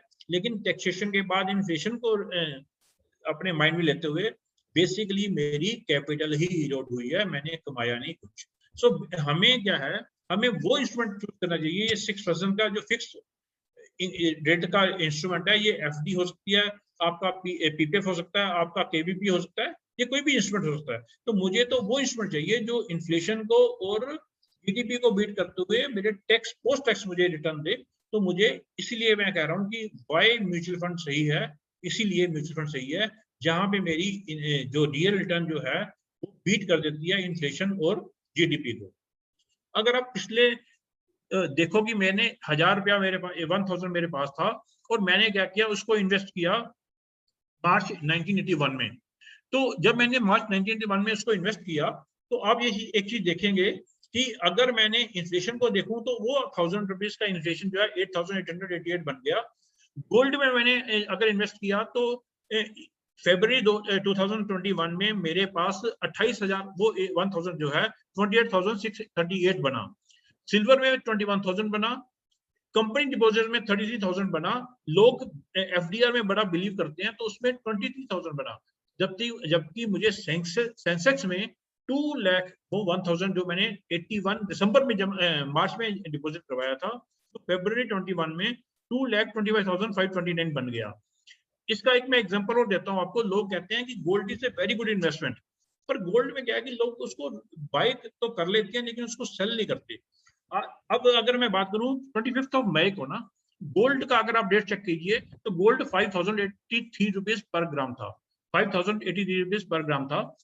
1995 की मैं बात करूं तो गोल्ड 468 पर ग्राम था। आप इसको चेक कर सकते हैं नेट के ऊपर। एक पर्सन ने क्या किया, 468 रुपीज पर ग्राम था, उसने 11,232 रुपए लगाए, 460 रुपए के हिसाब से उसको 24 ग्राम गोल्ड मिल गया। अब क्या हुआ, दूसरा पर्सन जो था, जो मिस्टर स्मार्ट थे, उन्होंने क्या किया, उन्होंने उतने ही अमाउंट 11,232 रुपए गोल्ड में नहीं लगाए, उन्होंने तब रिलायंस का रिलायंस ग्रोथ फंड लॉन्च हुआ था, जो अभी भी वर्ल्ड का नंबर 1 फंड है। उन्होंने रिलायंस ग्रोथ फंड की 1123 यूनिट बाय कर ली थी at the rate of 10 per unit. अब हुआ क्या, 25 मई 2021 को गोल्ड का रेट है 5,083 रुपए पर यूनिट पर ग्राम, और 24 ग्राम उसने बाय किए थे 95 में। जब उसने उसको सेल किया तो 1,21,992 यानी कि 1,22,000 रुपया मिला। पर जिसके पास रिलायंस इंडिया फंड था, वो अब रिलायंस इंडिया 2018 में जाके वो बन चुका है निप्पॉन इंडिया ग्रोथ फंड। उसका पर यूनिट रेट था 1,664, यानी कि अगर उसके पास 1123 यूनिट्स थे, उसने 1,664 रुपए पर यूनिट के हिसाब से 18,68,672 रुपए बना लिए। कहाँ वो 1,22,000 बना रहा है गोल्ड में, और कहाँ 18,68,000 बना रहा है। आज भी मुझे अगर गोल्ड बाय करना है तो आज गोल्ड का पर 10 ग्राम 4800 का है। तो मैं अगर गोल्ड बाय करूंगा तो मैं 100 रुपए में गोल्ड बाय नहीं कर सकता, मुझे कम से कम 4,800 रुपए चाहिए 24 कैरेट गोल्ड के लिए। लेकिन आज मैं म्यूचुअल फंड में 100 डेज पर मंथ भी लगा सकता हूं, और उसकी रिटर्न जो है मेरे पास ओवर द ईयर 12 से 15% की रिटर्न एश्योर्ड है, जबकि गोल्ड में रिटर्न नहीं बनती। अगर आप पुराने किसी भी अपने पेरेंट्स के टाइम में भी पूछेंगे, उन्होंने जब उनकी शादी पे गोल्ड का क्या रेट था, आज क्या रेट है, तो आप देखेंगे कि गोल्ड की इन्वेस्टमेंट लगती अच्छी है, लेकिन उतनी लिक्विडेटिव रिटर्न्स नहीं देती। सबसे बड़ी बात है कि हम इन्वेस्टमेंट कर लेते हैं तो हमें एसेट एलोकेशन फॉलो करनी चाहिए। एसेट एलोकेशन क्या होती है? एसेट एलोकेशन का मतलब है कि मुझे अपना पैसा डेट में और इक्विटी में रखना चाहिए, क्योंकि हर एसेट का एक टाइम होता है। आज इक्विटी चल रही है, बीच में इक्विटी जो है डाउन हो जाती है, जैसे हर लाइफ साइकिल होता है हर एक चीज का, 2-3 साल डाउन रहती है मार्केट। जैसे 2008 के बाद मार्केट जो है 2010 के बाद 2010 में उठी थी मार्केट, 2001 वाली मार्केट जाके 2003-4 में उठी थी, जाके 2004 में उठी थी। तो इस तरह से क्या कि हर सर्कल होता है। तो मुझे क्या है, एक प्रिंसिपल फॉलो करना है। तो मैंने क्या किया, मैंने कर दिया कि मैंने 70% रख दिया इक्विटी में, 30% रख दिया मैंने डेट में। अब क्या हुआ, इक्विटी मार्केट बढ़ गई, आजकल जैसे डेली बढ़ रही है मार्केट, तो मेरा वो 70% वाला पोर्शन जो है 90% हो गया। अब मुझे ग्रीड पे काबू पाना है, तो मुझे हर 6 महीने के बाद रिव्यू करना है अपने पोर्टफोलियो को। उसको रिव्यू करके मुझे क्या देखना कि अगर वो इक्विटी बढ़ गई है तो मैंने देखना कि मेरी वैल्यू कितनी हो गई है। मेरा इन्वेस्टमेंट जब शुरू की थी 1 लाख पे लगाया था, तो मैंने क्या किया था 70% 30%, तो 70,000 लगाया था मैंने इक्विटी में, और 30% लगाया था डेट में। तो मेरा 70,000 और 30,000 था। अब वो वैल्यू बढ़ के क्या हो गया, 1,50,000 हो गया। अब मैं 1,50,000 को 70-30 के रेशियो में दोबारा बांटूंगा। 6 महीने के बाद मैं एसेट एलोकेशन करूंगा। Rebalancing is necessary. अगर मैं नहीं देखूंगा, रीबैलेंसिंग नहीं करूंगा, तो मुझे हमेशा डर रहेगा अपनी पैसे को डुबोने का। और मुझे रिव्यू क्यों करना है पोर्टफोलियो को, क्योंकि हो सकता है कि आज एक स्कीम बड़ी अच्छी चल रही है, लेकिन जरूरी नहीं कि वो स्कीम अच्छी चले। अभी एग्जांपल था रिलायंस का। रिलायंस टैक्स सेवर फंड बड़ा अच्छा चल रहा था, टॉप का फंड था Reliance tax saver fund. Tax saving के लिए लोग यूज कर रहे थे, बड़ा ही अच्छा फंड था, लोग बड़े खुश थे उससे। लेकिन हुआ क्या, 2018 के बाद उसमें रिटर्न्स नहीं आई। तो अगर लोगों ने उनके 3 साल कंप्लीट हो गए थे, उसके बाद भी रखा हुआ था क्योंकि बड़ी अच्छी रिटर्न दे रहा था, लोग कहते जब रिटर्न अच्छी आ रही है, why to withdraw money from that. अगर लोगों ने अपनी इन्वेस्टमेंट को रिव्यू किया होता तो शायद वो उनको लॉस ना होता। सो हमेशा जो एसेट एलोकेशन है आपको अपने रिस्क को कम करने के लिए हेल्प करती है, जिससे कि आपकी अच्छी इन्वेस्टमेंट जर्नी बन जाती है, और उससे आपका जो पोर्टफोलियो एक अच्छी ग्रोथ पिक्चर देता हुआ एक अच्छी वेल्थ क्रिएशन में आपको हेल्प करता है। तो rebalancing as well as review of the portfolio is a necessary thing to grow your money, to have good wealth creation at your hand. आपको हमेशा रैशनल इन्वेस्टर बनना है, कभी भी स्मार्ट इन्वेस्टर नहीं बनना। कभी मत सोचो कि ये वाला, लोगों ने क्या किया लास्ट टाइम जब कोरोना आया 2020 में लॉकडाउन लगा, तो लोगों ने अपना पैसा मार्केट से बाहर निकाल लिया कि अब तो कोरोना आ गया है और मार्केट जो है डूब जाएगी। अभी नंदा सर ने भी बताया, रिलायंस का एग्जांपल दिया कि जब धीरू भाई अंबानी की डेथ हुई तो लोगों ने रिलायंस के शेयर बेच दिए। लेकिन मार्केट ये सब चीजें पहले कैपिटलाइज कर चुकी होती है।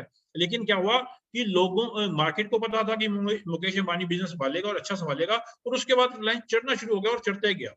इसी तरह ही क्या हुआ कि मार्केट 25,000 पे आ गई, लोगों ने कहा जी डूब गई मार्केट, अब तो जी कोरोना आ गया, अब कुछ नहीं होगा, अब तो सत्यानाश हो गया मार्केट का। लेकिन लोगों ने जैसे ही पैसा लगाया वो आज दोबारा मार्केट में घुस नहीं पाए, क्योंकि जो 25,000 पे डर गया तो उसने बेसिकली क्या किया, आज 52,000 पे भी उसकी हिम्मत नहीं पड़ रही कि री एंटर कर जाए मार्केट में।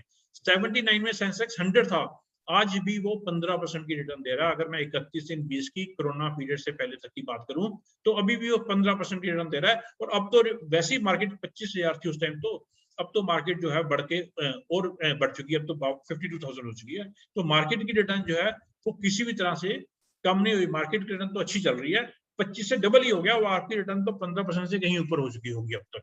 तो लॉन्ग टर्म के लिए equity is the only thing. जब आपके 5 साल 10 साल का पीरियड है, आपको इमीडिएटली मनी नहीं चाहिए, तो हमेशा क्या है, आपको लॉन्ग टर्म ही जो है वो मनी क्रिएट करती है। अगर आप देखोगे वॉरेन बुफे भी क्या हुआ, उसकी जो नेटवर्थ है वो $85 बिलियन है, लेकिन जब वो 83 ईयर्स का था तो उसकी जो कैपिटल थी 58.5 बिलियन थी। 88 ईयर्स की एज में जाके वो 85 बिलियन हुई। तो 5 साल में देखो उसकी जो नेट वर्थ है वो कैसे शुरू की, क्योंकि ये कंपाउंडिंग का बेनिफिट मिल रहा है उसको, रैशनल इन्वेस्टर होने का बेनिफिट मिल रहा है, लॉन्ग टर्म का पीरियड है उसको बेनिफिट मिल रहा है। जब उसको पूछा गया था ना, मैं बात कर रहा था इन्वेस्ट अर्ली, तो वॉरेन बुफे को पूछा कि रिपोर्टर से पूछा कि उसको किस चीज का रिग्रेट है, तो उसने कहा मुझे सिर्फ एक ही रिग्रेट है जिंदगी में अपनी, कि मैंने बड़े लेट शुरू किया इन्वेस्टमेंट मार्केट में। तो कहते हैं आपने किस स्टेज में शुरू किया, कहता जी मैंने 11 साल की उम्र में इन्वेस्टमेंट शुरू की। सो बेसिकली वॉरेन बुफे भी कहते हैं कि better to invest early into the market. तो 8वां और लास्ट हमारा जो गोल है वो है manage cash flow. Manage cash flow में क्या है कि हमारे पास 3 तरह के केसेस होते हैं। बंदे के पास 2 लाख रुपए पर मंथ की इनकम, उसकी जॉब लग गई, उसने क्या किया, वो सारा पैसा उड़ाना शुरू कर दिया, उसने खर्चना शुरू कर दिया। ये अपना गाड़ी खरीद ली, ये अच्छे कपड़े खरीद लिए, फूड बार खाना शुरू कर दिया, वो रेस्टोरेंट में उसमें पिज्जा खा लिया, ये खा लिया। उसने ना क्या किया, कोई भी इमरजेंसी के लिए फंड नहीं रखा और टोटली कोई फाइनेंशियल गोल्स नहीं बनाया, कोई सेविंग नहीं शुरू की। सो उसने क्या किया, इनकम तो अच्छी है उसके, मंथ ऑन मंथ उसके इनकम अच्छी आ रही है, बट उसने कोई भी एसेट जो है वो नहीं बनाई। तो बेसिकली इनकम तो ठीक है लेकिन एसेट पुअर है। दूसरा होता है उसके पास एसेट तो रिच है लेकिन इनकम पुअर है। वो क्या, उसकी 2 लाख रुपए पर मंथ की इनकम थी, उसने क्या किया, उसने एक अपने लिए घर ले लिया रहने के लिए, और उसकी उसमें ईएमआई काफी महंगी थी, महंगा घर ले लिया, ईएमआई महंगी थी। वो ईएमआई का बर्डन उसकी इनकम के ऊपर 60-70-80% का बर्डन था। उसके पास अपना हाई डेट के कारण वो अपने कोई ज्यादा पैसा सेव नहीं कर पाया, तो उसके पास इनकम होते हुए भी इनकम पुअर हो गई। तीसरा होता है एसेट रिच इनकम रिच, बड़ा प्रूडेंट पर्सन होता है, वो अपने सभी खर्चों के ऊपर कंट्रोल रखता है, वो अपनी खर्चे भी करता है, सेविंग भी करता है और एसेट भी क्रिएट करता है। तो ऐसा पर्सन जो है वो अच्छा फाइनेंशियल स्टेटस जो है एंजॉय करता है। हमें हमेशा कैश फ्लो में 3 बकेट कंसेप्ट को यूज करना है, फॉलो करना है। जो हमारे हाउस होल्ड एक्सपेंसेस हैं वो 30-40% से ऊपर नहीं जाने चाहिए, ठीक है जी। जो हमें कोशिश करना चाहिए कि घर के खर्चे हम जितने मिनिमाइज कर सकें उतने मिनिमाइज करें, क्योंकि यही एज है जहाँ पे हम अर्न कर रहे हैं तो हम सेव भी कर सकते हैं। तो 30-40% से ऊपर अगर हमारे खर्चे ना जाएं तो डेट विल बी बेटर। हमारी जो ईएमआई है, कोई भी एसेट एक्वायर करने पे जो हमारी ईएमआई है वो भी जो है हमारी टोटल इनकम के 30% से ऊपर ना जाए, सो डेट कि हमारी इनकम के ऊपर किसी तरह से अनड्यू प्रेशर या स्ट्रेस ना आए। और बाकी जो बचता है 30-40% जो भी बचता है हमारे पास, तो हमेशा अपने फाइनेंशियल गोल्स के ऊपर लगा दें, हम पर मंथ सेविंग शुरू कर दें। उससे क्या होगा कि हमारे जो मैनेज हो जाएंगे कैश फ्लो, उससे हमारी अच्छी वेल्थ क्रिएशन हो जाएगी। सो मेरे अकॉर्डिंगली क्या है कि अगर हम इक्विटी डायरेक्ट, तो आपको डायरेक्ट इक्विटी कवर कर दी थी नंदा जी ने, मैं तो इनडायरेक्ट इक्विटी यानी म्यूचुअल फंड्स की बात कर रहा हूँ। अगर हम इस तरह से 8 रूल्स को प्रॉपर्ली फॉलो करेंगे और साथ ही साथ इन रूल्स को फॉलो करते करते अपने फाइनेंशियल गोल्स का साथ ही साथ इंश्योरेंस करवा लेंगे, टर्म इंश्योरेंस और हेल्थ इंश्योरेंस के रूप में, तो tip systematic investment plan, tip term insurance plan and hip health insurance plan, अगर ये 3 चीजें होंगी तो हमें दुनिया में कोई भी नहीं रोक पाएगा अच्छी एसेट वैल्यू क्रिएट करने के लिए। सर इतना मेरी तरफ से था। I am very thankful to you for your patience sharing. तो अब मेरी तरफ से ये कंप्लीट है जी, मैं स्क्रीन शेयरिंग रोक रहा हूँ जी। Thank you very much, Mehta Saab, for a wonderful deliberation on mutual fund, SAFE, etc. But I request our Rajiv Kohli ji kindly present a formal vote of thanks. Over to Rajiv Kohli ji.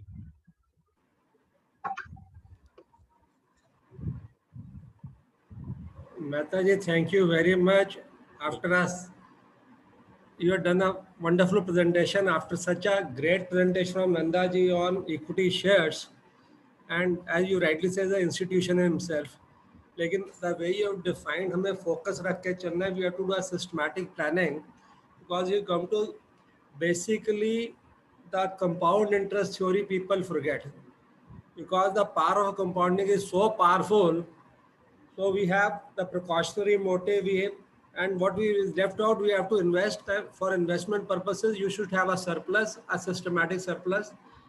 Focus has to be very clear. जैसे आपने rightly point किया, हमने करना क्या, नहीं तो अगर हमें goal ही नहीं clear तो हमें पता नहीं हम चाहते हैं क्या.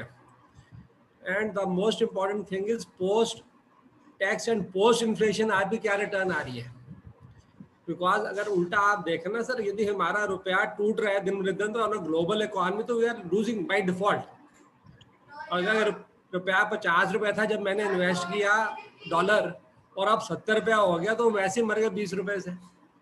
और ग्लोबल एनालिसिस के अंदर हमारे को ये liquidity is most important. Mutual fund is doing lots of good things for everybody, because you don't have that time. Everything wants time devotion. और सबसे जरूरी चीज़ है सर, जो ओरिजिनल सेंसेस था वो सारे शेयर ही अब खत्म हो गए ना. हिंदुस्तान मोटर्स बचा है ना, आरके सिल्स मिला है ना, प्रीमियर ऑटोमोबाइल्स ना, जुरारी बचे हैं. So Sensex keep definition of Sensex keeps on changing. तो every 6 months you rightly said कि आपने हमें अपने जो भी शेयर वगैरह जो भी मेरा पोर्टफोलियो उसको रिव्यू करना बड़ा जरूरी है, because reading is a very necessary processing. कि क्या निकालना है क्या रखना है, अगर हम सिस्टमेटिकली नहीं करेंगे तो हमारा अपना ही नुकसान होना है. Sir thank you for the wonderful distribution. Sir अपना पावर पॉइंट प्रेजेंट दे देना, राजेश जी को circulate to all our members. Thank you very much sir. Definitely sir, definitely I will. Thank you.